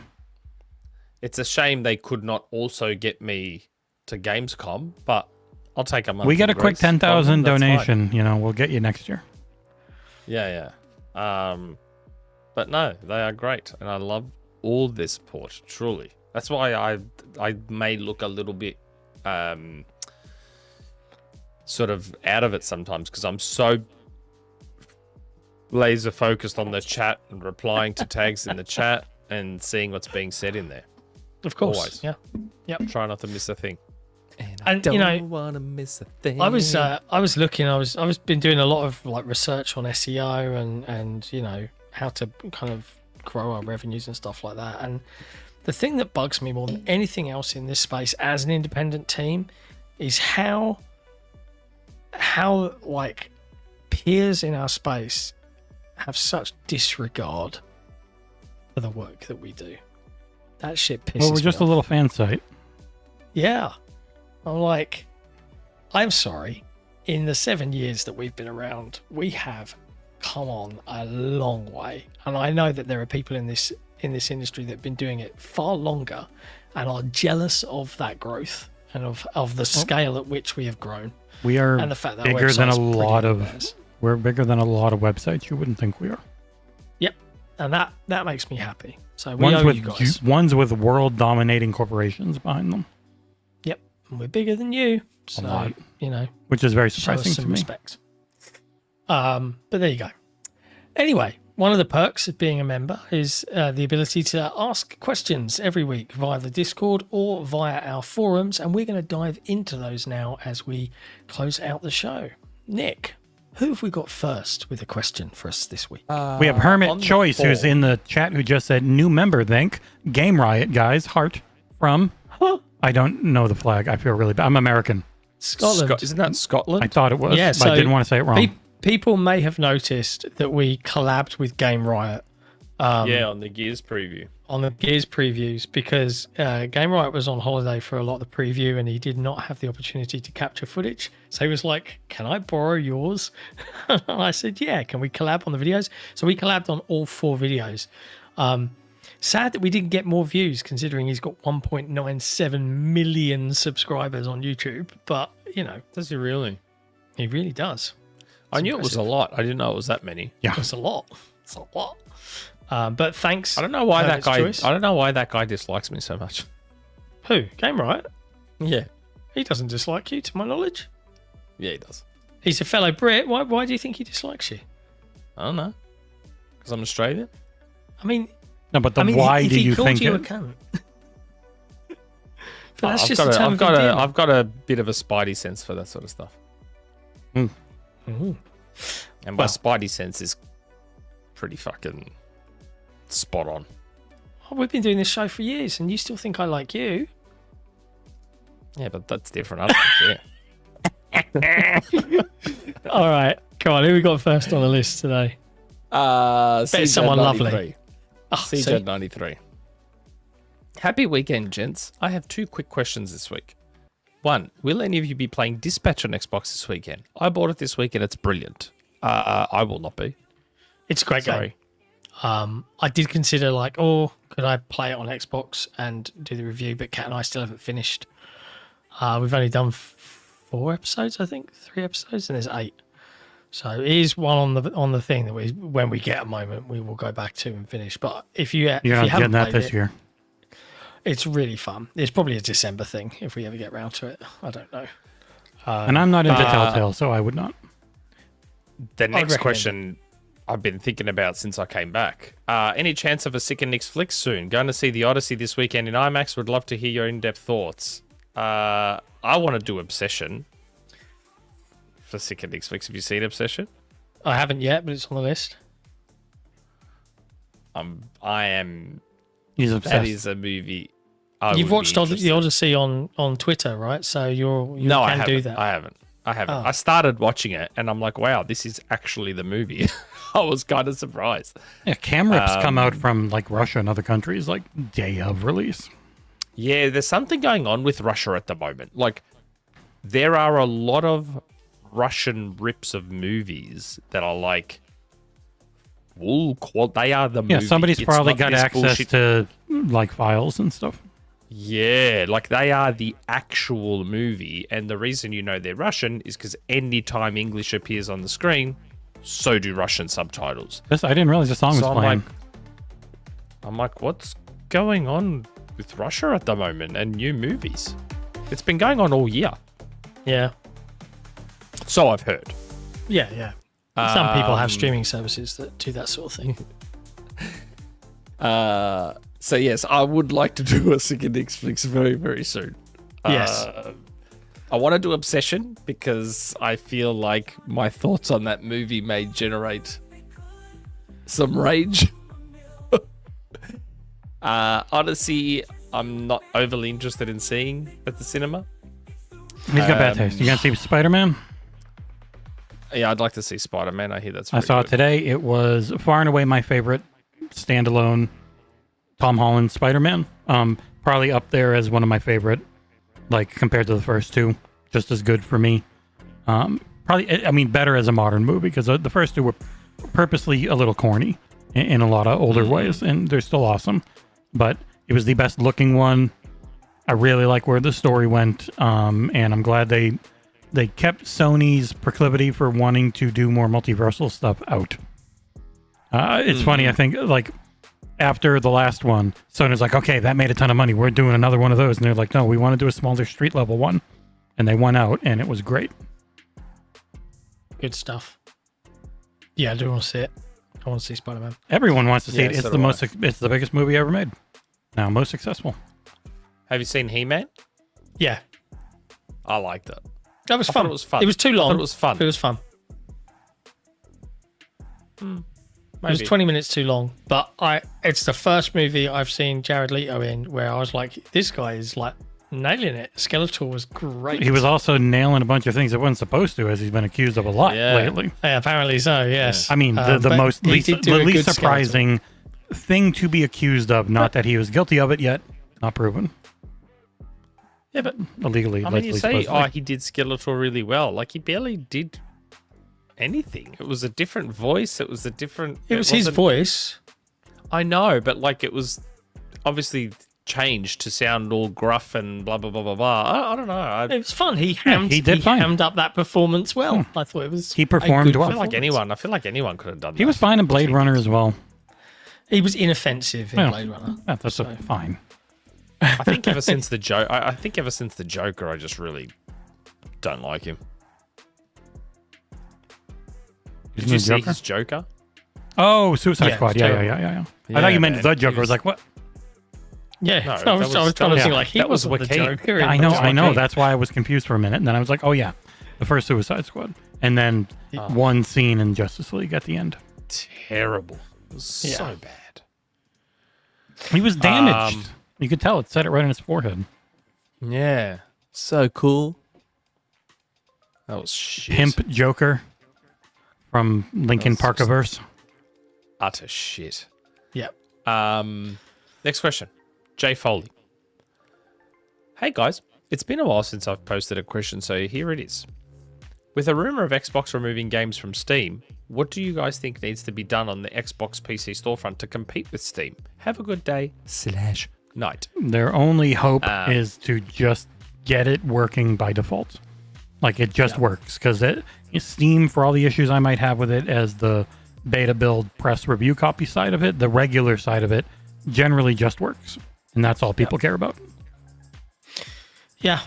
Pretty much that. Yeah, it needs to be super smooth, look nice. It needs to be ultra reliable because right now it's not. It's still very janky.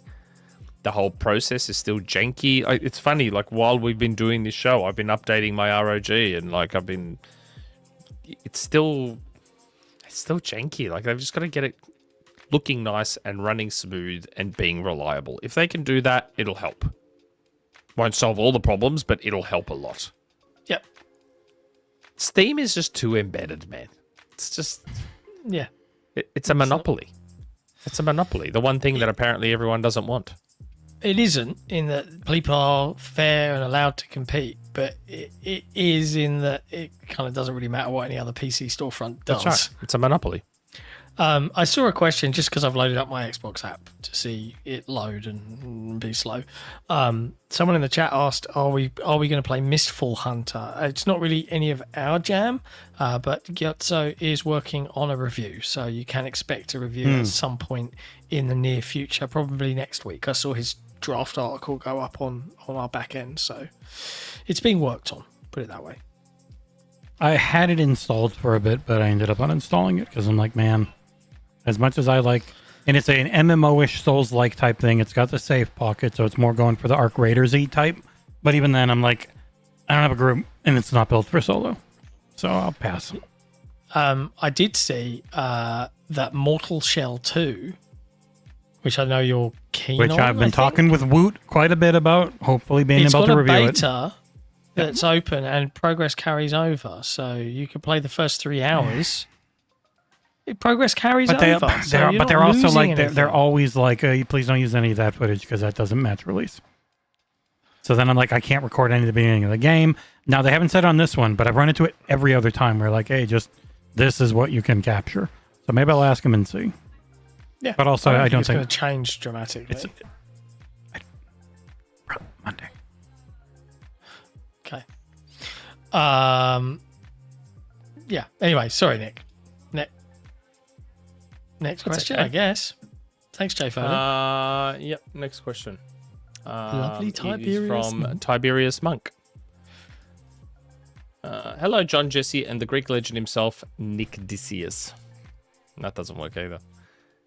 I recently watched The Odyssey and loved it, especially the ending. It is easily one of my favourite films of the year and a true return to form for Christopher Nolan, who I felt stumbled hard with Tenet, but came back strong with Oppenheimer and The Odyssey. Not as great as titles like The Prestige and especially Inception, but The Odyssey was incredible for me. This inspired my question for the week. What is a video game adaptation you would like to see Nolan make that aligns with his approach to filmmaking? I like this question. Keep up the great work. You're my favourite gaming podcast, and I and the community look forward to your coverage of Gamescoms.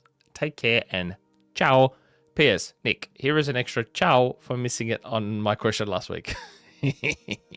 Ciao. That was very weird to not have the take care and ciao. Nolan's whole thing is on being realistic, so I don't know what best suits that for being like, this is pretty darn realistic with just slight mysticism parts. I'm going to throw this out there. Imagine a realistic Nolan Halo movie. Imagine Nolan doing Halo. It would just be humans, though. He'd refuse to do aliens. He wouldn't refuse. He would try and do it physically with like suits and shit. Because he's very much, let's capture it all in camera. But imagine the scale. No, he would do it. We got to go to space and we got to fly around and shoot shit. I mean, let's go. And then everyone's on there for 2 months and they come back and their bones are all broken.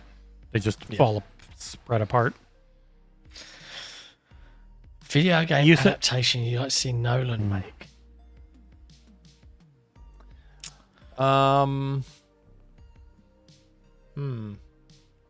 Grand Theft Auto Chinatown Stories. I reckon it doesn't have to be Xbox, does it? No, just video games. A video game adaptation. Okay, here's one that might be a little left field. I'm just trying to think of his whole filmography. Like, I'm trying to put my objective hat on here rather than just go on what I want. I'm trying to think of what might be a realistic fit for Nolan. Control. I'm going to one-up you, Nick. The thing I think fits him the best by far is Batman Begins, the video game. If he could make a good movie out of that, that would be pretty impressive because it's a terrible video game. It's a really bad video game. So if you can make that into a good movie, especially probably the best one out of a trilogy, which no one would really agree with, even though I think you and I might. Yeah, because that would be impressive. Because just look at this piece of shit. It's so bad. It's just Batman standing against some freaking black nothingness, hiding from goons. He can beat up goons in an actual movie. Oh, God, it's terrible. I reckon Control would fit Nolan. Don't you reckon? Yeah. Why is Batman climbing like this? Come on. Nolan would do better than that. Ooh, Splinter Cell. But there's almost always got to be a sci-fi twist in some way, and Control's got the sci-fi twist. And that's to me, like, if you think about Inception, if you think about Tenet, if you think about even Interstellar to a lesser extent, I feel like Control fits Nolan's vibe and his straight up superpowers, though, might not, though. Outside of some stuff in, like, even in the Odyssey, like, so much of the actual supernatural is gone. It's just the witch doing the thing. Outside of that, it's all and a big boy. Like, he cuts out so much. I'm curious how far he would go with flying and kinetically tossing objects and shit. I don't know. I feel like Control would fit him. That's not necessarily what I would want from Nolan in a video game adaptation. What would you I want? just think that's a good pairing. What would I want? Assassin's Creed Odyssey. Yeah, I'm in. Yeah. Yeah. Malaka. Nolan doing a Gears movie. No way. I don't think that would fit. He does not fit. I want to make at this all. chainsaw actually work on this gun. Well, actually, it also doesn't fit with Halo. Halo and Gears are both like very B movie inspired in a lot of ways. You need something more fart snippy for him, like a Kojima Hellblade. movie. Yeah. Maybe that shout from earlier. Oh, Alan Wake. Alan Wake 2. Oh, Nolan, Alan Wake. Yeah, pretentious enough. I mean, Yeah, that's a good one, Trev. Alan Wake. That could fit Nolan. And I love Alan Wake, so yeah, that's my selfish one. Alan Wake. But then you'd have to actually know what the Alan Wake story is. You still don't know what happens in 2. why was he in the dark place? Yeah. Who's Mr. Scratch? Yeah, who What was Mr. happens at the Scratch? end? Wasn't that from his book that he was writing? Yeah. Didn't have to do with his book. I don't know, mate. You played the Yeah, game. you tell played me it, you what loved it. happened. Did Alan Wake I don't too? know. I can't remember. Did Alan get out okay? Is he all right? Is everything okay? It's Are like we talking about number 1 or number 2? Are we talking about number 1 or number 2? any video game ever made. Can you tell me anything about the story that wasn't directly in the gameplay? Yeah, like why do I just the remember chief that in and Alan Cortana Wake- go to the library? In Alan Wake, he was writing a book. But Okay. it was... But it you was don't like read books. But I think it's like the book was playing out in the real world, wasn't it? Isn't that what You let happened us in know Alan you Wake? played it. Yeah, you. So did bro. you. Yeah, but I'm asking you the questions to things I do know. It's something to do with what was happening in the book happening to him in real life. Yep. Something like that. He should do Alan Wake 2's first DLC. It would make no sense as a movie, but it would be fun to watch. I want to see Christopher Alan Wake's a Nolan good one. directing a story about bringing the friggin' Quantum Break universe into control. Okay.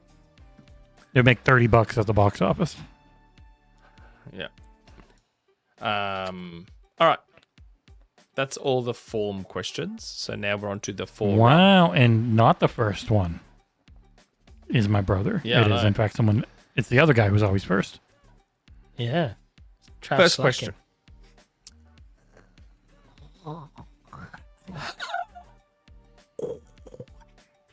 I'm Jake.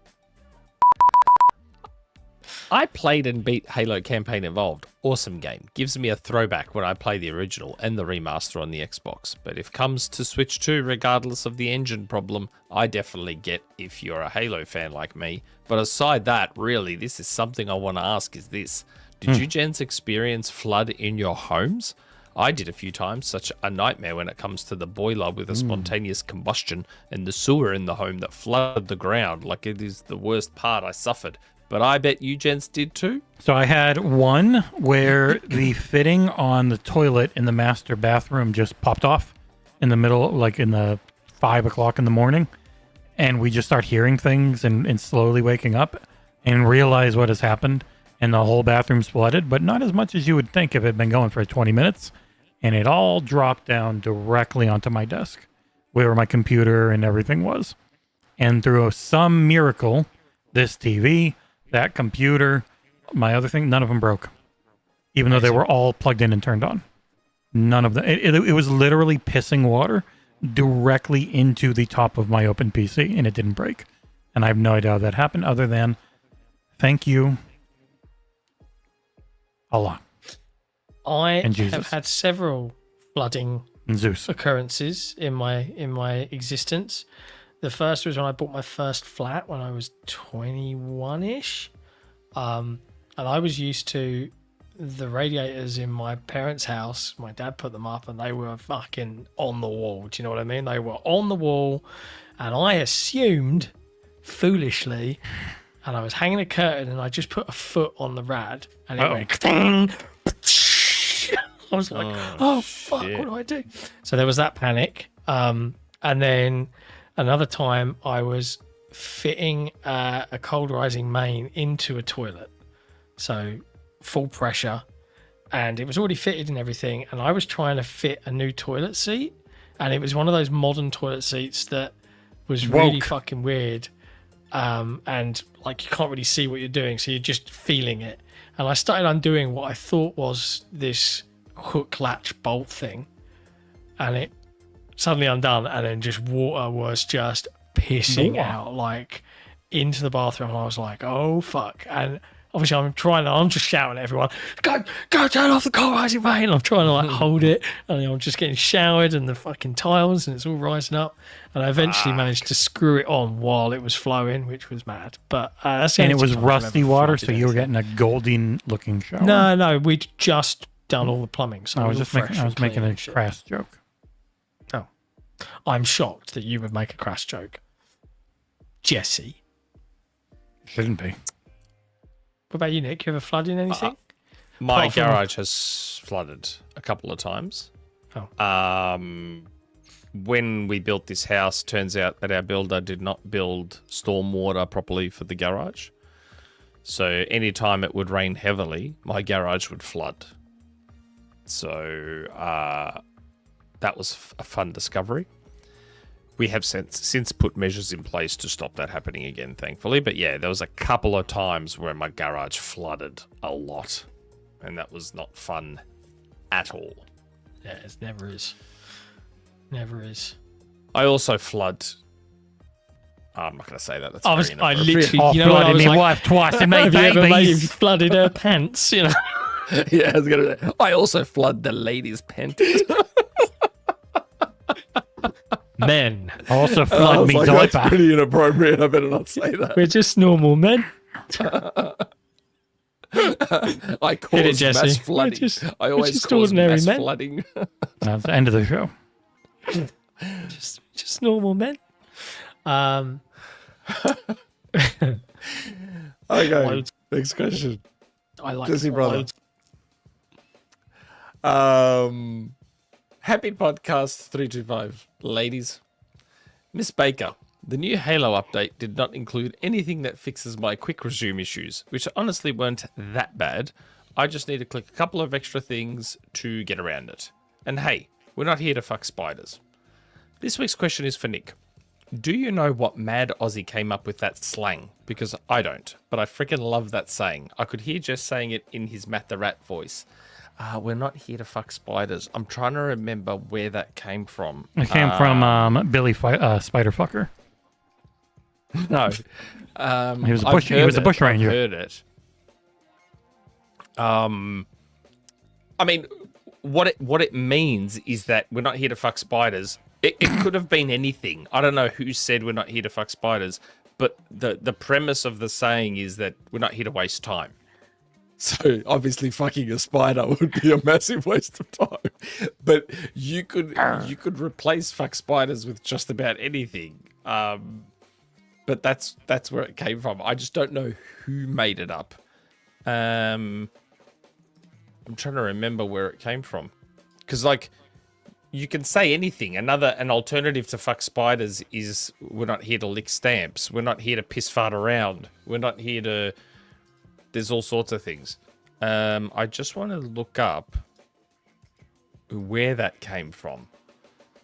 Where is it? So there's a video where Margot Robbie is on the Graham Norton show here in the UK explaining. Yeah. We have an Australia one here. We're not here to fuck spiders. And she says, everyone's laughing at it. And it means, let's get on with it. Yeah, we're not here to waste time. There you go. We're not here to fuck spiders. It's like, you know, Aussies have these weird, and I mean, this is also a very British thing too, where instead of saying the word you want to say, you'll say a random thing that rhymes with it. So instead of saying, can you pass the tomato sauce, can you pass the dead horse?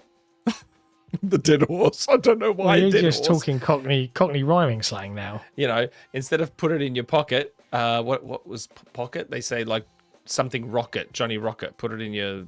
Yeah, you're talking Like this- Cockney rhyming slang. So apple and pears, stairs. Yeah, the Aussies have the same thing. The Aussies have the exact same thing where they'll just say You a were random, mostly Cockneys. a random fucking thing that rhymes with it instead of saying the actual item, like a pocket. Barnet Fair, hare, frog and toad means road. Use your loaf. Loaf of bread, head. Have a butcher's. Have a look. Yeah, I mean, I still use that one. It's all gone Pete Tong. You must have heard that, right? Sounds racist. It's all gone Pete Tong. It's all gone wrong. Bacon and eggs, move your legs. Aristotle, drink from a bottle. Anybody? Water bottle? Anybody? No, those are very British. The Australian ones are completely different.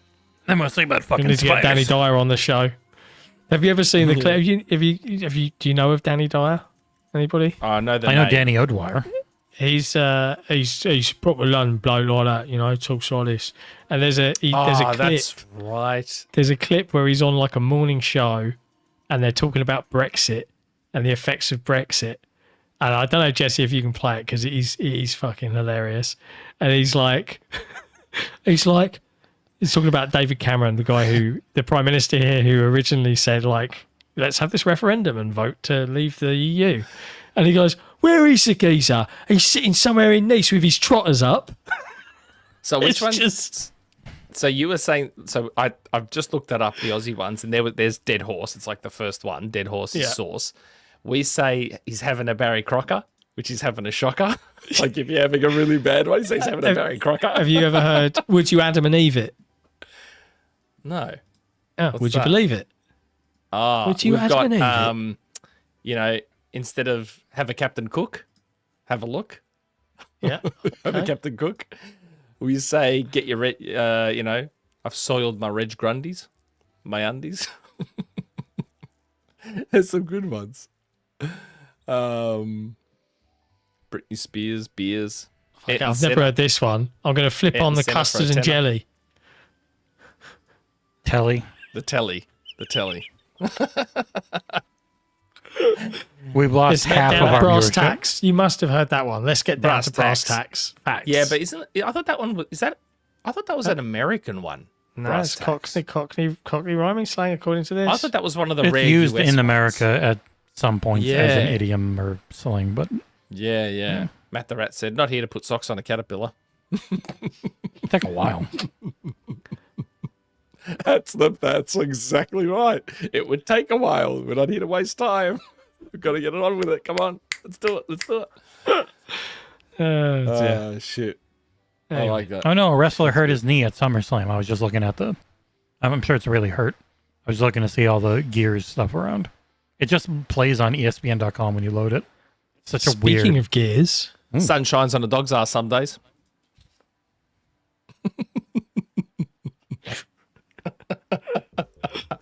I like that one. Oh, shit. What about Gears, John? Running around like a that's headless the next chook. question. This next question is about gears. Next question. Direct. 3. Hello, Nick and Friends podcast crew. Really enjoyed your Gears E-Day previews. I can't wait for the game. But one thing really stood out for me, the announcement of no battle passes and how almost everything can be unlocked without paying. So the multiplayer is not really a service, even though it will get content updates. So does Gears E-Day fit into Mr. Ball's comment on how single-player games will be console exclusive going forward in a way? Will the next big Halo game follow the same path? I personally love this idea of boomer premium non-service multiplayer games. It's a No. very old school I love notion. it. I would say no. I think they are up in the air, case by case basis on exclusives, like they always have been. They're just I don't pumping them out know. more. I feel like they're using, to me, it feels like they're using Gears of War as a sort of, what's the word I want to use? Test Not a bed? litmus test. Nah, not a litmus test. Trial balloon. I feel like they've made a decision on Gears of War that is, fuck it. We don't care if this game loses a shit ton of money because we know that it might. We want to use this game as a reset and as a blueprint and template for our ethos around our big exclusives going forward. That is the vibe that I'm getting from E-Day. Does that make sense? Mm-hmm. So John also said yes, audio listeners. He was just muted. You know, we don't have a lot of consoles sold out there, so we understand that Gears may not make a ton of money, sell a bunch of copies because we also have Game Pass. But the way we are structuring Gears of War E-Day, this is what we want our console exclusives to be going forward. Oh, I'm all for it. I could have sworn that game's looking good. It actually jumped up pre-order charts, I thought. I think After it the will once previews. that people play it. Could have sworn. No, I'm not trying to say canary in the coal mine either. Because I said that earlier, so I know what that saying is. It's not a canary in the coal mine, because I don't think it's a test. I don't think it's a test for anything, because it's going to fail all the tests. It's probably not going to. It's probably going to lose money. It's up probably above gonna lose a token, shit ton of money. Tocone right now. It's number 18 in the U.S. or 19 in the U.S. After not being listed at all before the previews dropped. So it went from this doesn't exist in pre-orders on Steam to this is number 18 in the U.S. Nice. Halo's up to number, or for top sellers, sorry, not it is a pre-order. Halo's up at number 5. Gears is at number 19 right now. Yeah, I don't. Yeah, it's not a test. It's more giving everyone, hey, this is the blueprint going forward for our tentpole exclusives. But they'll still have. I mean, their biggest tentpole exclusive every year is always going to be a games as a service with Call of Duty. So that like Call of Duty, yeah. That's the roughest thing is if you don't already have one of those top 20 games on each platform game, you're not probably getting one. They are set. That's what Matt Piscatella always tells people all the time. Like, these games are set. Games might jump in, but they all eventually drop out. None of them are taking over the black hole games. So if you lower costs and lower long-term investment to have big hit, does well on our sub service, and we didn't overextend ourselves on trying to make it the next big live service hit, maybe that's the way you go more often now, because it is so difficult to break through that, titanium ceiling. Yeah. Yeah, right. Yep. And yeah, Gears is so good. It's so good looking. Like, I hope it does well. I suspect it won't, but I hope. John and I were of different minds where we were both absolutely floored by what we played. We loved it. It was awesome. It was better than we could have hoped. And John's like, this is amazing. People are going to love it. And I'm like, there's so much anger and hatred toward the company that owns the company that's publishing this that it's not going to get the love around the media. So it's going to really depend on creators. Agreed. 100%. Yeah, because like you just see what Halo's been like. It's been really bad. I fully expect that there will be reviews for Gears E-Day that are literally just, this game is amazing, but I don't like Microsoft. 7 out of 10. This isn't on the platform. That will be the gist of the review. That will be the gist. Well, and they're going to run into it for a few years with these, where it's not on the platform that everyone wanted to play it on. Like it's not on the thing that you will always see get the most reviews. Not just, it is the best SEO, like how PS5 review this big game, because it is the default third-party platform. Like that is the best SEO, so it is a reason to review something on PlayStation.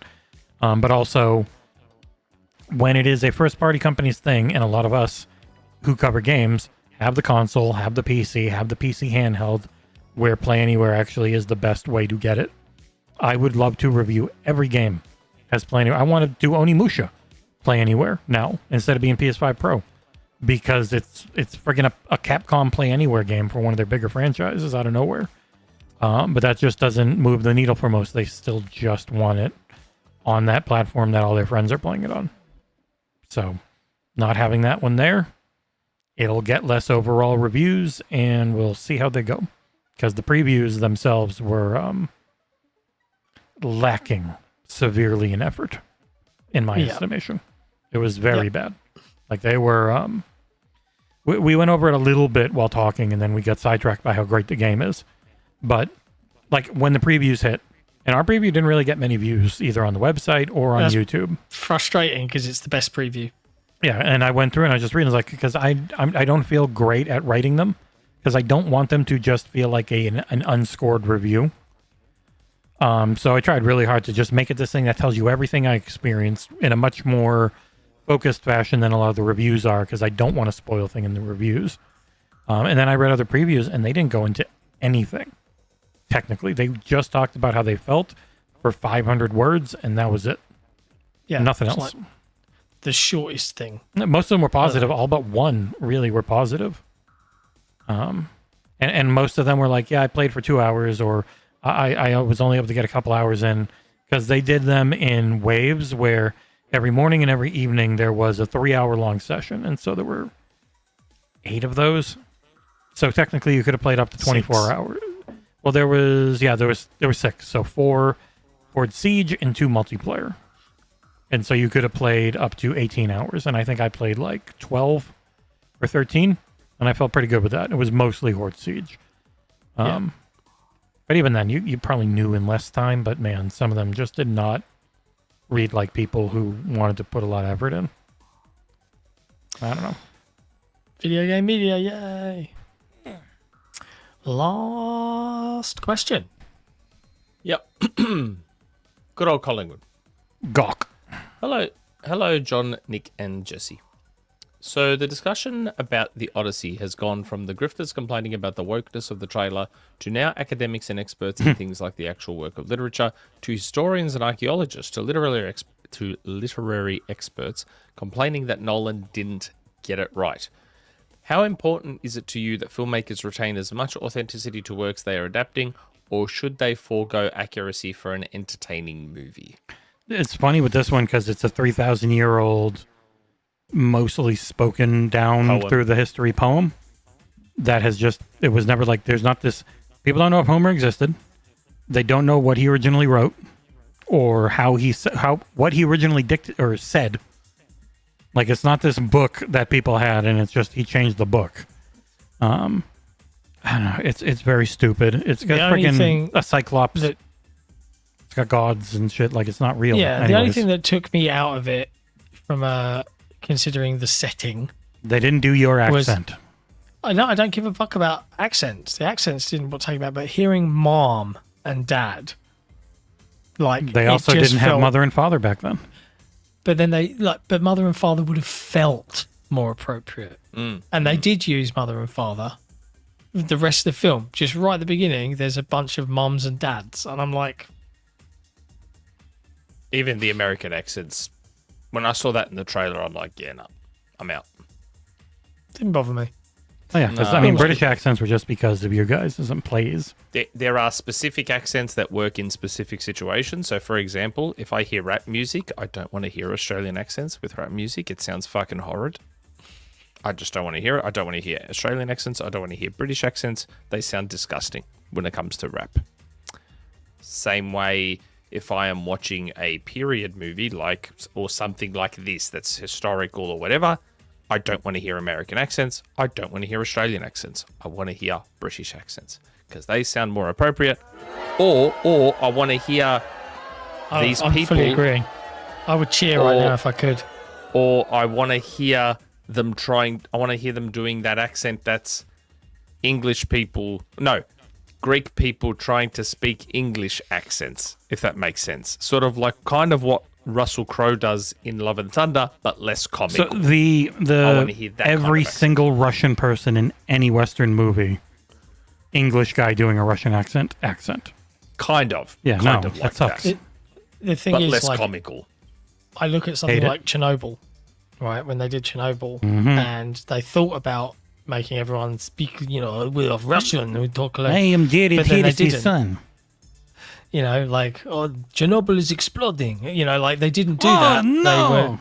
They were like, no, just speak normally. And recently, having watched Star City, the first season of that, which is all set in Russia, it's full of English actors and actresses, but they're all doing their normal and even some local dialects. So you got like some Brummie in there, some Northern, and it kind of like at first you're like, then it's just fine because it's just I can understand what's going on, so it's okay. Well, we're also a much bigger country, so now we get to do that. You guys had your colonialism period. We have taken over the world. Now everyone does an American accent. Fucking deal with it. Everyone Jog on. Everyone loves America, mate. Yeah, everyone the loves American you accent guys. just doesn't. The American accent does not fit this type of movie. No, not really. It's odd. It's our 250th. We did. I can't even pretend. It's very strange to me, and it's such an American casting. It's so American, the casting in this movie, that I just can't. Especially when 2 of the 4 main characters are British and doing an American accent. Are they really? Yeah, friggin' Tom Holland and Robert Pattinson. They both do American accents. Everyone's American. Why? Why not? Why are they doing American accents? I don't know. Tom Holland has actually said he prefers acting in American because it makes him work harder and he feels less. No, I've himself. heard his opinion because I saw the Hot Wings episode with him and John Bernthal, was a good one. and he said that doing a British accent makes it hard for him to concentrate because then he just feels like he's himself. And I understand that logic. So there's one guy who is literally just a Greek accent, and it's when they're on an island with someone who speaks a different language, and that guy just is speaking like a local dialect. So essentially, everyone is from the place. They all are talking to each other in that old language. We're just hearing American to make it easier. That's the in-universe logic of the movie. It's fine. That's fine. Yeah, It worked great. It works. It was a good movie. It wasn't my favorite. Interstellar is still my favorite. Yeah, I Interstellar's just have number a- 1. Odyssey's pretty high up there now, though. I just have a feeling I'm not going to like it. And you will never change It's how good. you feel, except for the that's rare not true. occasion here and there. That's not true. Please watch it, Nick. It's a good movie. Yeah, it's on I will watch Twitter. it. Go I will watch it. eventually watch it. I'm definitely not going to go to the cinema to watch it. I'll wait for it to come to digital or whatever. I don't know. Like it's rare that, for me, it's rare that I watch a trailer and then the movie changes my opinion versus the trailer. It's quite rare. Not impossible, but rare. There have been some movies that have just terrible trailers that completely mislead you. Some. Yeah. Happens every once in a while. That's why I said Or it's rare. some movies where trailers are amazing, and then the movie sucks. And then the movie sucks. Yeah. Any of those. That's It's it. just, yeah, I don't know. It was great. I hope it's good. You going to do Doomsday? You going to go to Dune in IMAX and then leave and immediately go and watch Doomsday? Will not be watching Dune. Oh, yeah, that's right. Yeah. Unless I want want to get a really good night's sleep. If I want to get a good night's sleep, I'll go watch Dune. It'll be funny because Dune will be the new one that's woke because I can already tell from the trailers he's wildly changed the books. There's some 2 movies, man.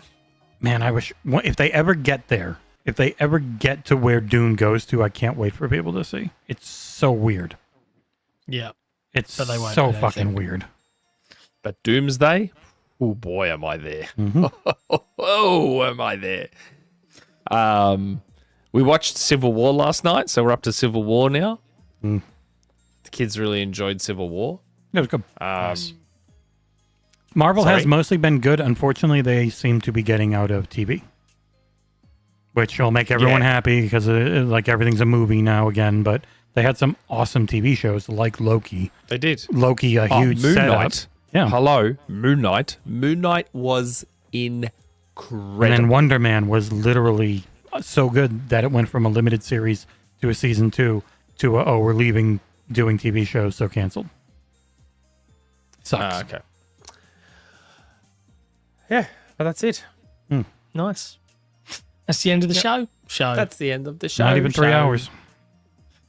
Despite all the It's news. fine. That's because I barely spoke this episode. That's why it was so quick. We'll be back on Tuesday in some form or capacity with more headlines. You can tune in for your bi-weekly dose of gaming video news and stuff. Me and Ursula. Other than that, though, keep your eye on Playday.1 for plenty of new coverage, new video game reviews, some good stuff coming next week. Jesse's a beast. Nick's a Handsome guy. bitch.